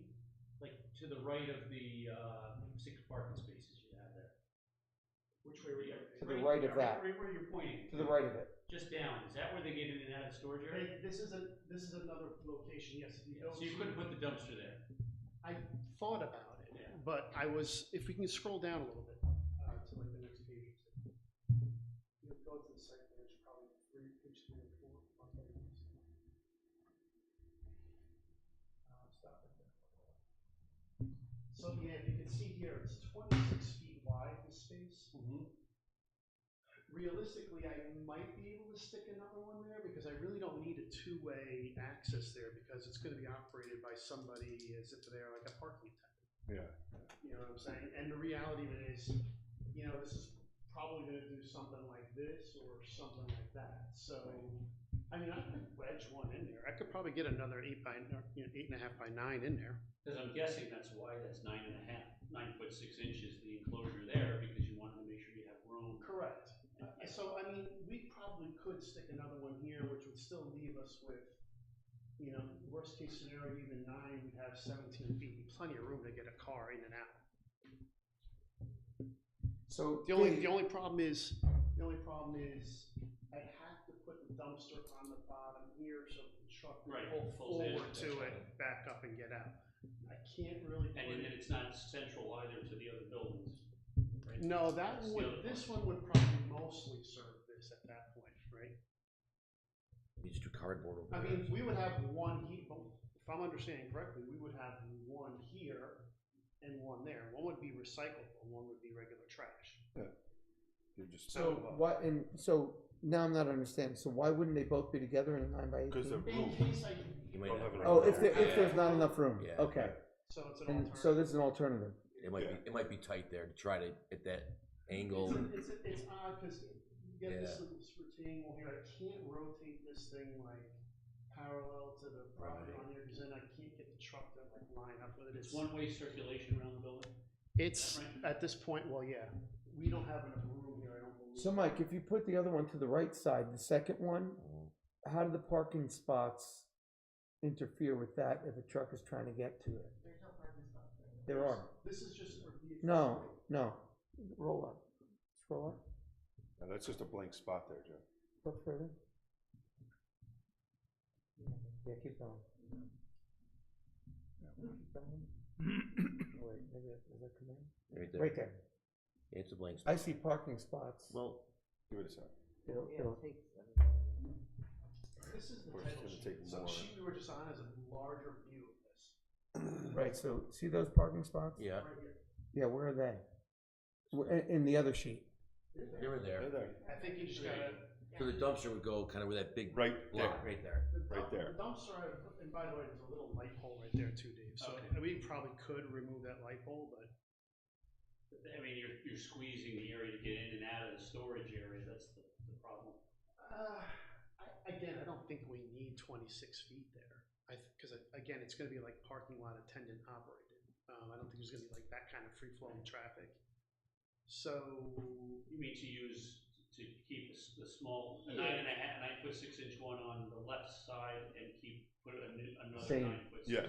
right, and I would leave Split 'em up. 17, there'd be plenty of room to get a car in and out left over. One recyclable. And plenty of room for the truck to empty that one. Yes, if we place a dumpster right here, I'd have to like either remove, I don't think this light pole is being used for anything anyways, if I'm not mistaken, so we'll just remove this or relocate it if necessary.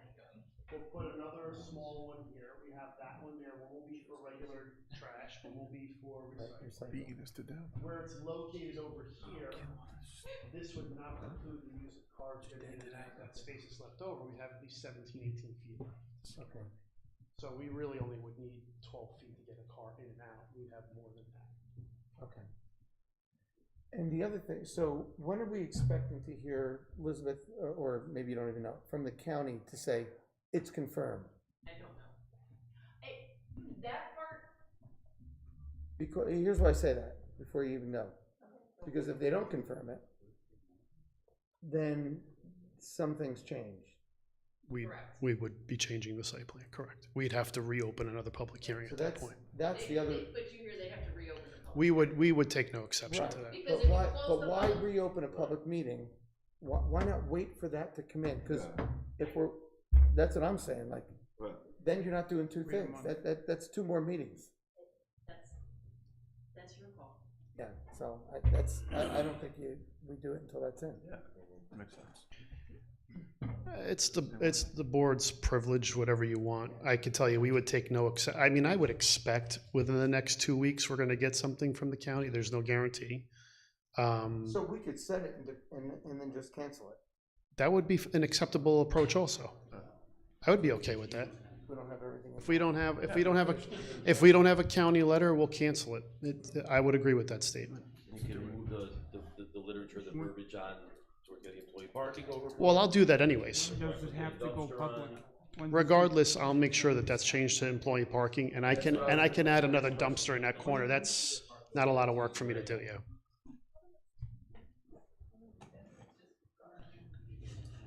Elizabeth, is notice for a public meeting 10 days? And is it calendar? And is it calendar days? I'm not that good. Oh, yes, you are. Like, is it just a 10 days, dumpster, or is it that's actual, like, 18. He said Right. 5 days. It's the full village standard Okay. enclosure detail. It's already on the plans, so I would just have to include another location. Yep. In that section we just discussed, I'd change the labeling across the street. That solves that problem.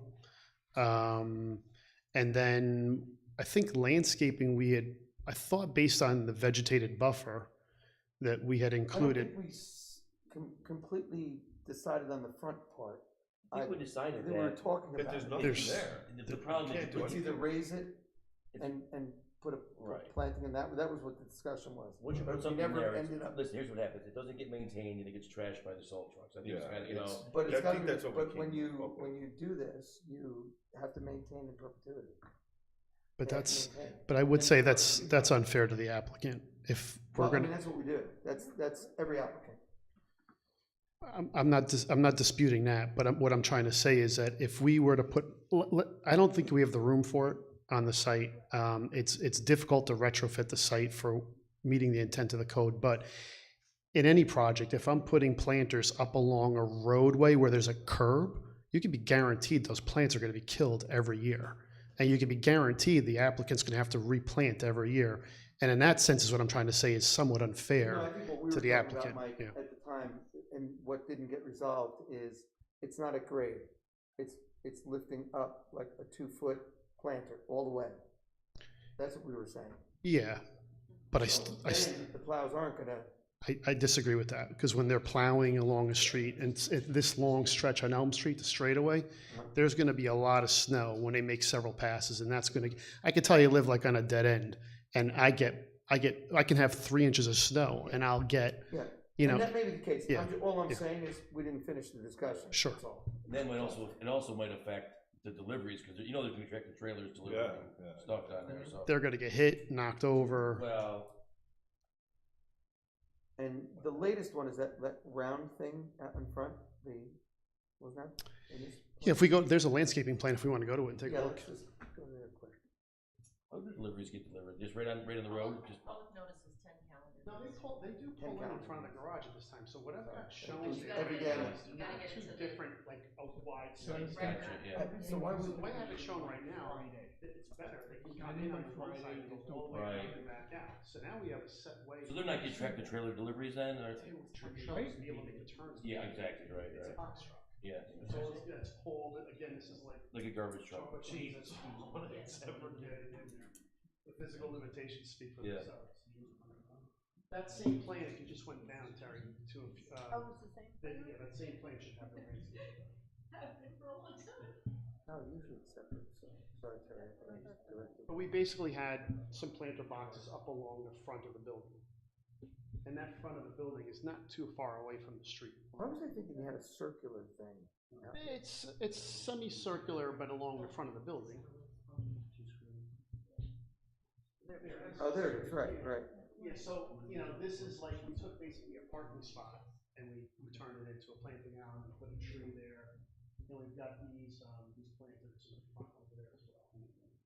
And Yeah, other anything along the locations road that it is doesn't, that's another thing too, is impacting traffic circulation on the site makes it very difficult to, even on this side where I've got the curb cuts, putting a planter just where the curb cut is on either side, it's not practical.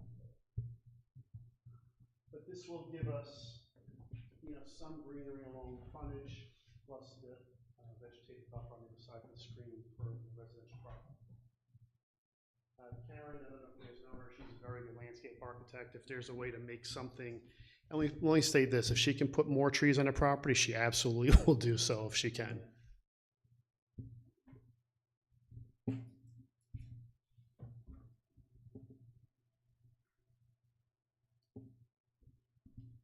I'm personally satisfied with that. I don't think there's much more you can do, but that's just my personal thing. I'm the same, yeah. You can't put anything against a road, it'll just get destroyed. Those plows are gonna just take it right out, even if it's a 2-foot raised planter box. And what's happening to the building facade, does that change at all? No, if we want to bring those plans up, we can take a look at them, but they've been the same for a few months now, the architectural plans. Do we have those for the public? You should, yeah, let me see.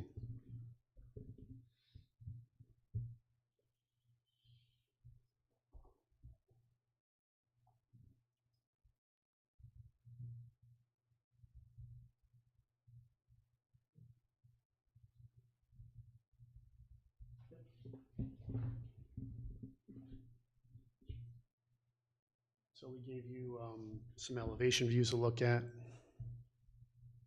I think the next sheet might be actually be more of a there should be one that's got a rendering in it, kind of, right? Yeah, this might not be the latest Yeah, plans. do we have the rendering?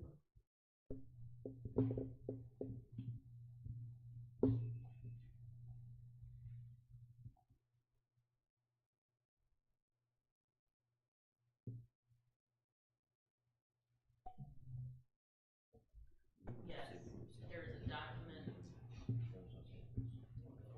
Jeff, if you go into OneDrive, under Yep. previous documents, Oh, they're not it's changing. labeled 123 Elm Street Edition 9-30-2024, dated October 4th, 2024.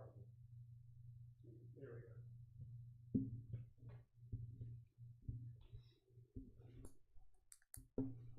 So if you scroll down, you'll actually see an elevation view. Yeah, like, If you keep going down from there, I believe we So should. what are you doing, Mike, to the building itself? Well, you're gonna need to see the other sheets in order to see what that looks like, so keep going down. No, that's it. Oh, that's it? We have architectural plans, I know we do, because I looked at them before I came here, that we submitted that actually show a little bit, their elevation views are a little bit more color, and I think that has the materials listed on the actual plan itself. And that was previous to, so they should be, you just submitted those, Mike? They definitely submitted it, not. Wait, hold on. Maybe, nope. These are the ones. This has to be.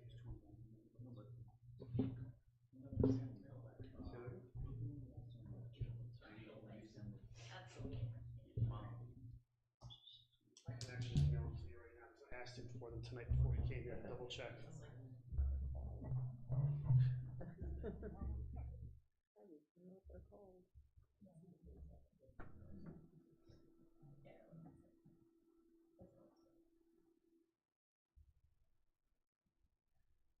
So this should be, those are the ones, I think, are those dated 9/13? I don't see It's anything. labeled 9/13/20. I don't see anything yet, unless you have them there. 123 Elm Street 9-13-2024.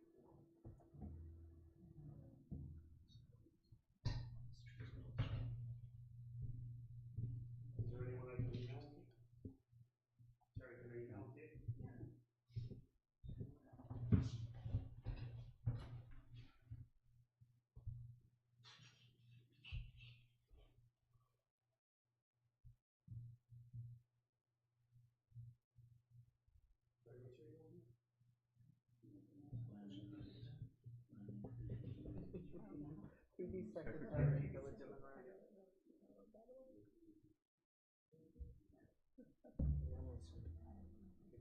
What was the date on that, Mike?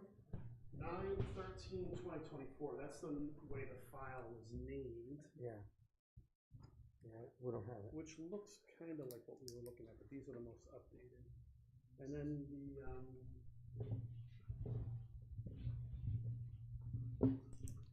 I mean, I can even send you the materials. I don't have them physically, but. I think based on where we are, and I think have materials for the next submission date. Notice is gonna be tight, notice would have to be perfect. I agree with you. Let's, I think here, and then I have to go get it.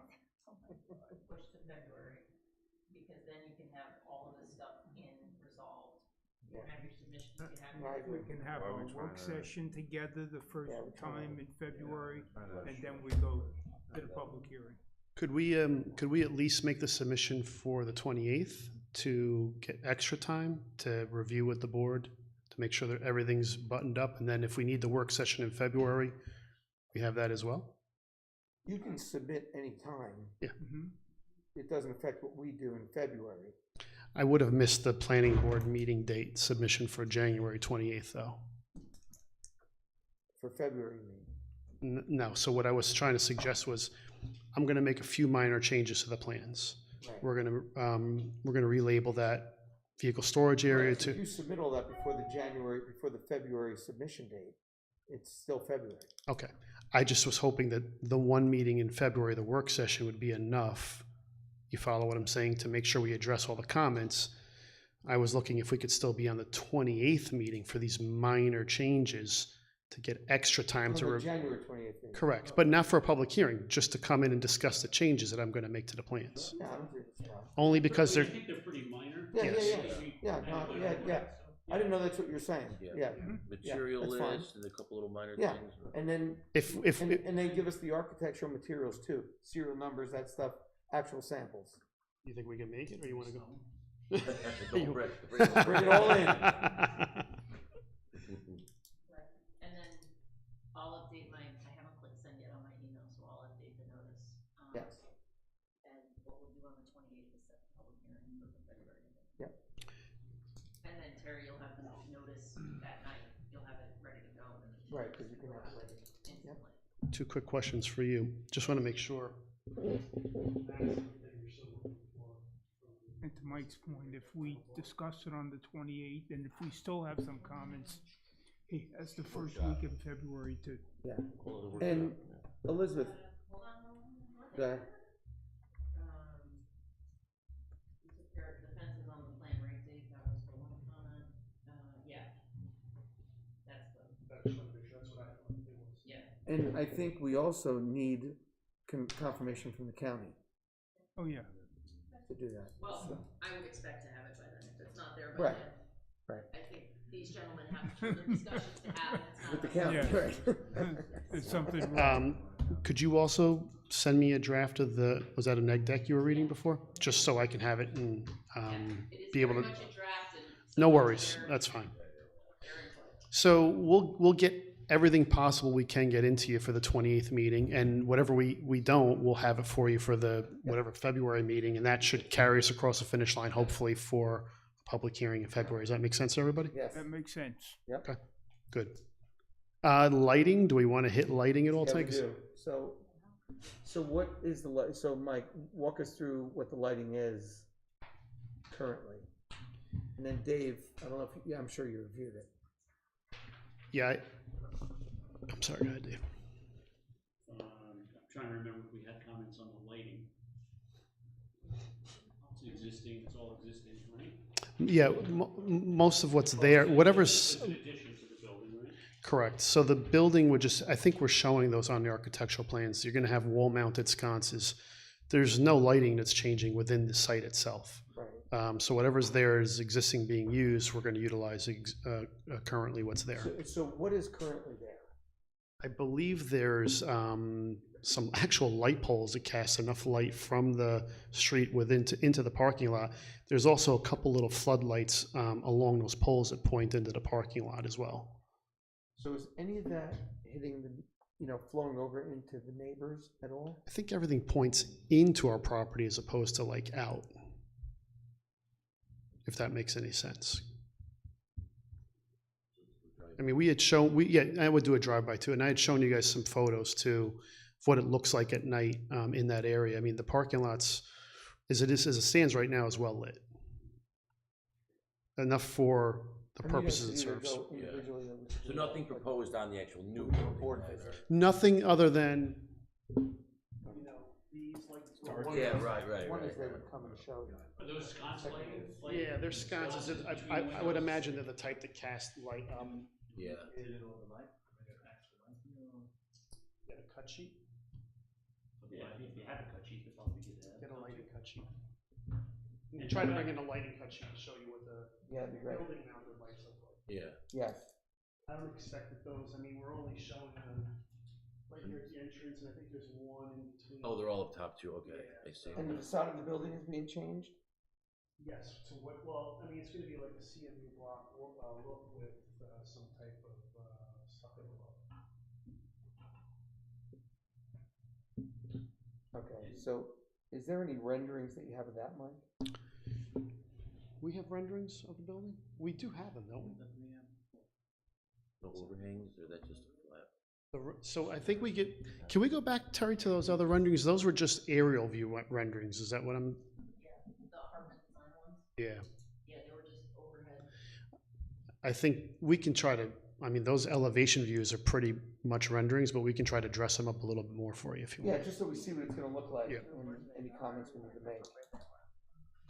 Mike, did you say that the parking, across the street, what's now gonna be the employee parking, there's existing pole mounted lighting? Yes, yeah, you guys had asked me that question a few months ago, so we went to the site and I've labeled all the lights.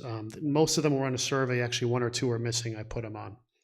That parking lot's also very well lit by the interior existing lighting that's there. And that wouldn't be part of us anyway, because it's leased. It's Frontier's property, So yeah. it doesn't matter for us, right, for the light. Yeah, the existing lighting that's there is sufficient, we wouldn't be changing anything. So what we can try to do is give you a different perspective on that, so that you're maybe looking more at it from like a street view. Yes, that's Okay. exactly what we're looking at. And then we just need, then the materials you're gonna plan on using, the colors, the serial numbers, the actual color numbers, all that.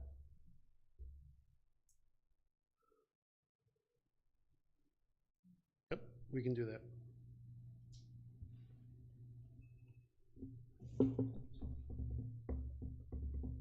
And the office is on the second floor? if I- Correct.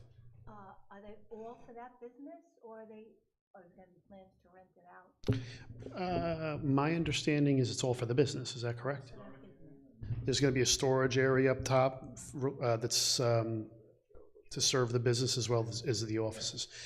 Right now, if you walk in, there's, I don't know, 10 by 10 area that's their office space. They don't really have much of any office space right now in the facility. All right, I think that's good. We'll just, submit those things. Okay, we'll get as much as we can in for the 28th. There'll be certain things we definitely can submit that are easy lifts, and then if there's anything we can't get that we need more time, we'll have it for you for the February work session in anticipation of the public hearing. Yeah, that's good. All right. Thank you, Mike. Thanks, Mike. Thanks for your time. Well, I'm actually going to represent the next application, so you're not done with me quite yet. Well, you're under punishment here. All right. And I'm gonna. So you're doing, wait. I'm not. You're doing 386? I'm gonna do the best I can. Is what I'm gonna do. I don't. You're gonna get a beating. I don't even want to. I don't even. I'd rather be the one who does the talking than you guys tonight. Actually, I could tell you what I know and what we can maybe advance. Then we'll tell you what we know. I may not want to know. All I can tell you is that I did review Dave's letter. I did review Liz's letter. I take no exception to the comments. I'm sure that they're fine. There was a couple of things I had some questions on it. The applicant may find useful if we can get an answer to them. So are you filling in for Joel Mann? That's what I'm doing. Okay. Yeah, and I've looked at these plans for about a half an hour before I came here tonight. So just do the best you So can. let me just, I'm gonna start this off. It's a disaster, this whole thing, just so you know. I mean, as far as what they've done, total disregard of the law. Mm-hmm. So we're gonna look at this with a fine-tooth comb on everything. So just so you know, because it's just, they didn't show up at our last meeting, no nothing. So that's just, that just tells you what the applicant is like. Understood.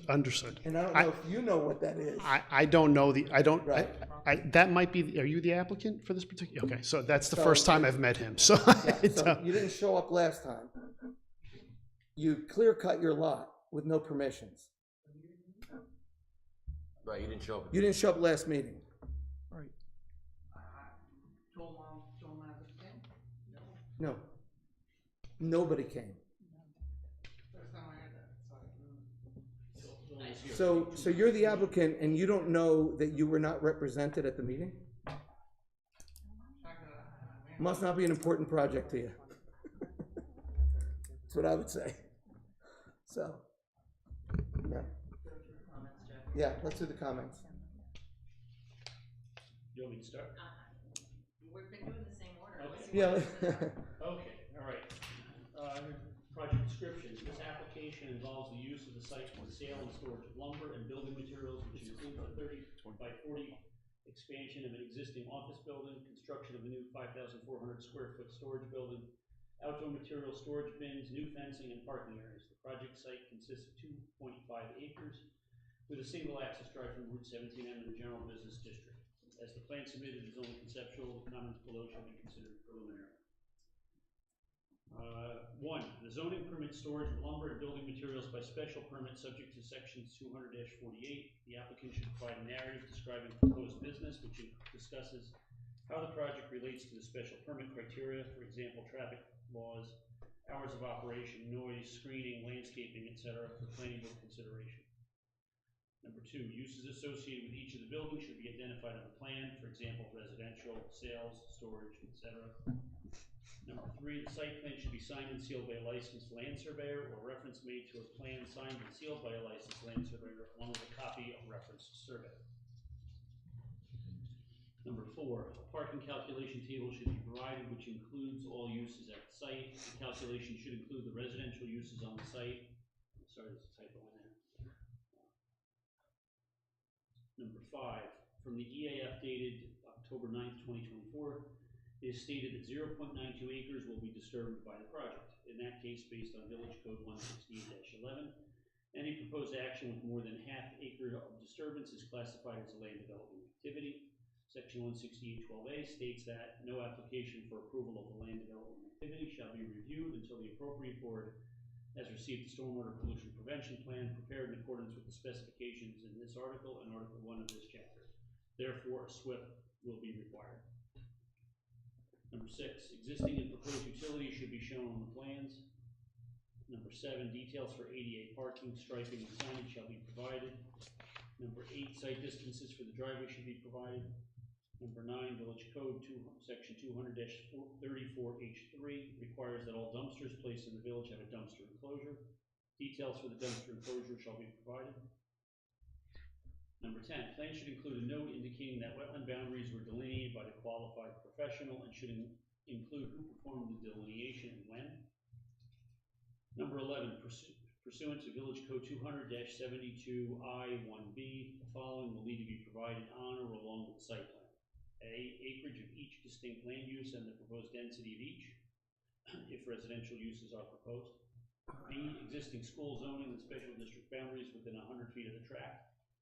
C, all existing and proposed means of vehicular access and egress from the site, including details and calculations for turning radii. D, location of all existing and proposed water lines, valves and hydrants, all sewer lines, and other utilities.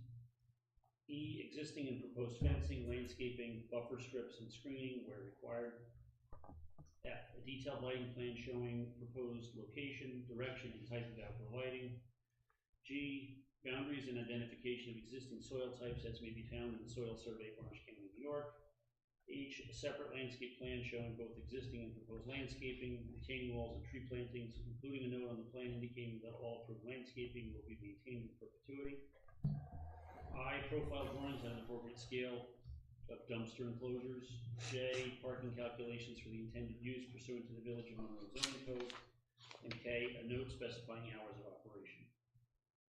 12, Village Code Section 200-32C requires a landscaping plan for all uses aside from a single-family detached dwelling, a two-family residence, or an agricultural use. Landscaping is also subject to Section 200-44J and 200-45J. 13, based on Village Code definition of a building, the storage bins shown would qualify as, quote, a structure wholly or partially enclosed within exterior walls or within exterior and party walls and a roof affording shelter to persons, animals, or property. Furthermore, the primary use for the site is listed as sale and storage of lumber and building materials, meaning these buildings are a principal building of the site. The storage bins are shown to be approximately 9 feet from the side lot line and are in violation of Village Code Section 200-14. No principal structure shall be located closer to any street or property line than in conformity to required minimum setbacks displayed in the table of district use and bulk requirements. Number 14, an EAF was provided by the design engineer. The EAF indicates the potential presence of endangered species or habitat, the northern long-eared bats. Plan should include appropriate mitigation measures, for example, limiting tree clearing between April 1st and October 31st. 15, the plan shows a leader labeled limits of disturbance words, typical area equals 0.95 plus or minus acres, however, the leader points to nothing. 16, the plans include a map aside from the overall layout labeled disturbance area. However, the map only includes pavement and buildings. It does not include the necessary grading for the proposed swales, nor the proposed grading around the proposed building. Furthermore, the map does not include the small area on the southeast side of the proposed building that is proposed to be paved on the plan. 17, maneuvering around the dumpster enclosure seems tight, and there is limited room for a large vehicle to turn around if they cannot use the proposed gate.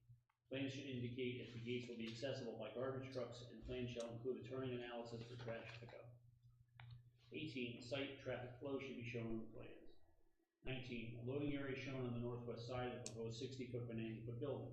The proposed drive that provides access to it appears to be only 12 feet wide. Village Code Section 200-45F requires all interior access roads or access aisles leading to loading spaces shall be a minimum of 15 feet wide for one-way traffic and 24 feet wide for two-way traffic. Number 20, it is recommended that the plan use a different color for gas lines to improve visibility. 21, the project is subject to architectural review per section 200-73. Comment 22, the application will require referral to the Orange County Planning Department for a review pursuant to GML 239 based on proximity to a state highway. Plan should be more developed prior to this referral. And number 23, a public hearing will be required. Yeah. I'll try to avoid duplicates.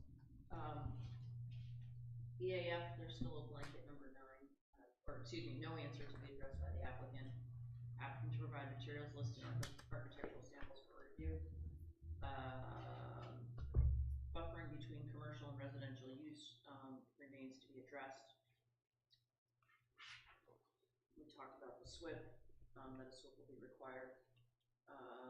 This was on my last comment memo for the December meeting. Revised plans depict proposed fill and installation of landscape material bin with roof located in the flood zone. Application subject to floodplain permit. See chapter 107 of the village code. Source of any imported fill and testing of fill to be satisfaction of the village engineer. See requirements of 200-31 land disturbance. Applicant to address traffic flow both internal and external to the site, including on-site maneuvering and site distance. Applicant to provide parking and loading calculations. Signage. Revised plans lack any landscaping existing or proposed. C 200-32 as well as 200-44J and 245J.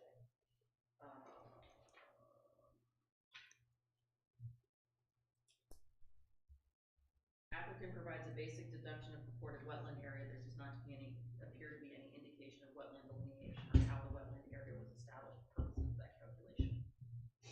So we need to see the delineation. And I think we got the other two days.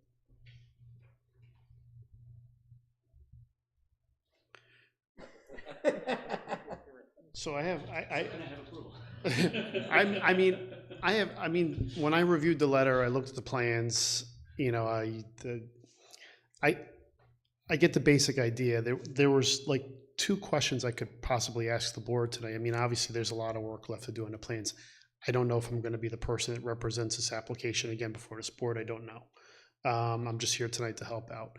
That being said, number 5, in terms of the SWIP that's required, could we consider looking at a SWIP for only the new impervious area, or because that could make a big difference in how the project is handled? As opposed to what? As opposed to all the existing impervious area in the entire site. The problem is the site was cleared and effectively the entire site was disturbed. That I didn't know. So we'd have to get a limits of disturbance shown on the plans, see what the soil disturbance is. Either way, we're triggering a SWIP, end of story. Yes. So I guess if there was trees and this is a conversation mostly between Dave and I. If there was, not that you guys obviously can't, but it's going to get a little technical. So if there were trees and we go to grass, CN for trees and grass is like 70 versus 71. There's not much of a difference. But again, the impervious surface, if I'm dealing with the entire site as an existing or versus, So, well, I think what I would say is if there were impervious surfaces that were there before work was done without a permit, then those impervious surfaces would qualify as both under pre-development and post-development. And you don't have to provide water quality treatment or anything. good. For asphalt that, or impervious surface that would have been there before any work was done. Okay, If anything's been added in terms of imperviousness, it has to be accounted for. If the cover has changed because trees were cleared, it has to be accounted for. I guess Dave, we don't- provide something that indicates what the conditions were prior. I mean, you're probably gonna have to use Google Earth historic. Something. So Dave, can we just say the whole site? Because we don't know what was there. We can't take their word on that. There is some, the data that we have is the, I'm just trying to find the right one, I just clicked the wrong one, is the Orange County GIS. You're right, that's accurate. Where we can go in and so for example, They have 2022 LiDAR and orthographic images that would show what the site looked like as recent as 2022, all the way back to, I think, early 2000s, if I'm not mistaken. but we wanna see that as part of the justification that this is. 100%. This is the. So we could provide an overlay of that mapping on a plan, and we can take a look at if there's been soil that's been disturbed, trees, pervious surfaces that have been disturbed where impervious has been added that you don't know about. We'll include that. But if I understand Dave correctly, we'll look at the existing conditions. All the existing asphalt that's there would be the existing condition. We'll use mapping to prove that. And then the post condition would be any new impervious surfaces we have. So I would only need to meet the difference between the pre-development and the post-development. So he answered my question, which is typical in the industry. So that's fine. We could provide water quality in association with the redevelopment project. Because I think the code. Only if it qualifies as redevelopment. In other words, like if you were disturbing a previously impervious area, then that would qualify for redevelopment. But if your disturbance is new. It's full, yeah, I agree, full water quality, yeah, all new impervious surface has to have full water quality, I agree with that statement. Correct. Yes, okay, we're in agreement. Okay. And I can only comment on this slightly. I think number 13, an email was sent to me. I wasn't being rude before when you guys were reading comments. I was trying to find the email.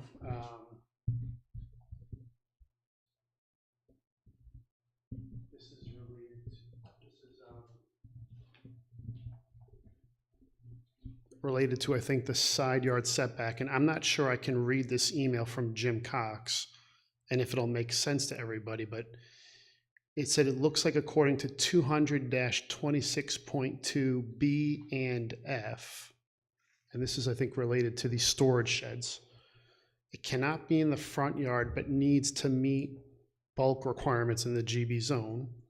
So I see the side and rear yard is good, but it needs to meet the setbacks.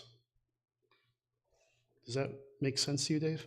So I think, I'm just comparing it to the comment that I had, where basically I think we were saying that because it's the storage bins have a roof on them, it's enclosing materials in the interior, it meets the definition as a structure. Yeah. We had on here, it was storage bins are shown to be approximately 9 feet from the side lot line or in violation of Village Code 200-14. No principal structure shall be located closer to any street or property line than in conformity to the required minimum setbacks displayed in the table of district use and bulk requirements. So in other words, it's a structure, it needs to meet all of the setback requirements. And I think that's what Jim's email is saying. Okay, I'll need to look up what 226.2 B and F is myself, actually, but. I don't have that code referenced in this paragraph here, but 200-26.2 B and F, yeah, do you have it available? I'm just curious myself. 226.2. 26.2 B and F. 2.2 B, an accessory structure shall not be located in a front yard, and F, an accessory accessory structure must meet all bulk requirements for the district in which it's located. And if Dave's saying that's a principal structure, then we've got to meet it. Okay. I mean, I can have the applicant, I think if I had called it principal structure, then maybe that's something that, again, maybe would require determination from the building inspector.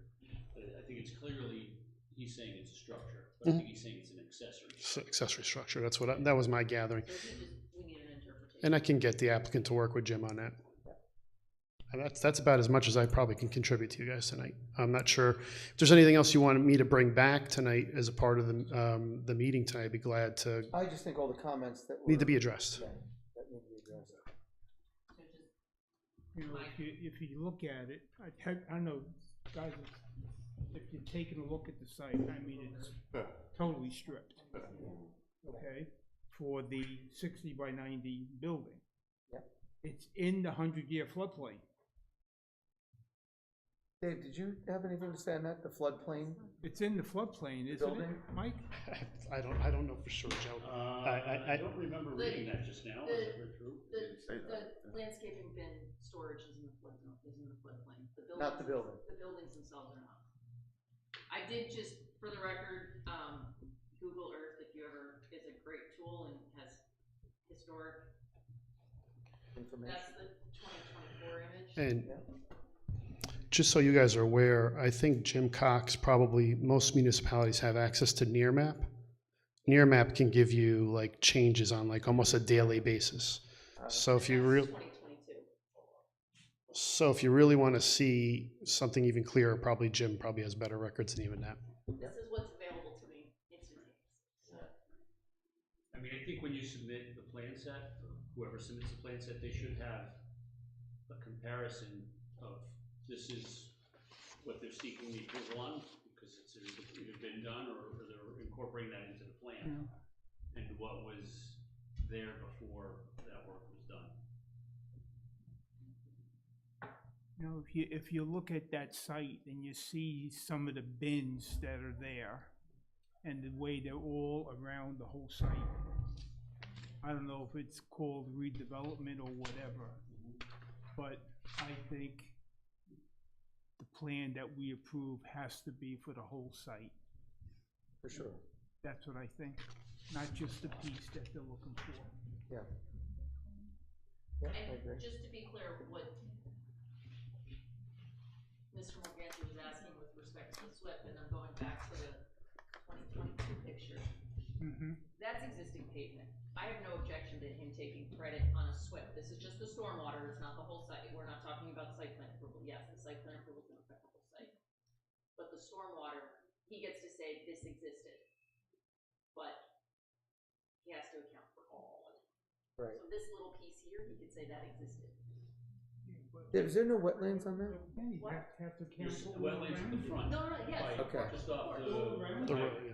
So might as well do the whole Like site. like a little. Yeah. Once we lay it out, once we, I don't know, again, if I'm going to be I know involved, he's standing in but once we get it, yeah, we'll have to show you what it looks like before and after, and take into consideration what we need to do.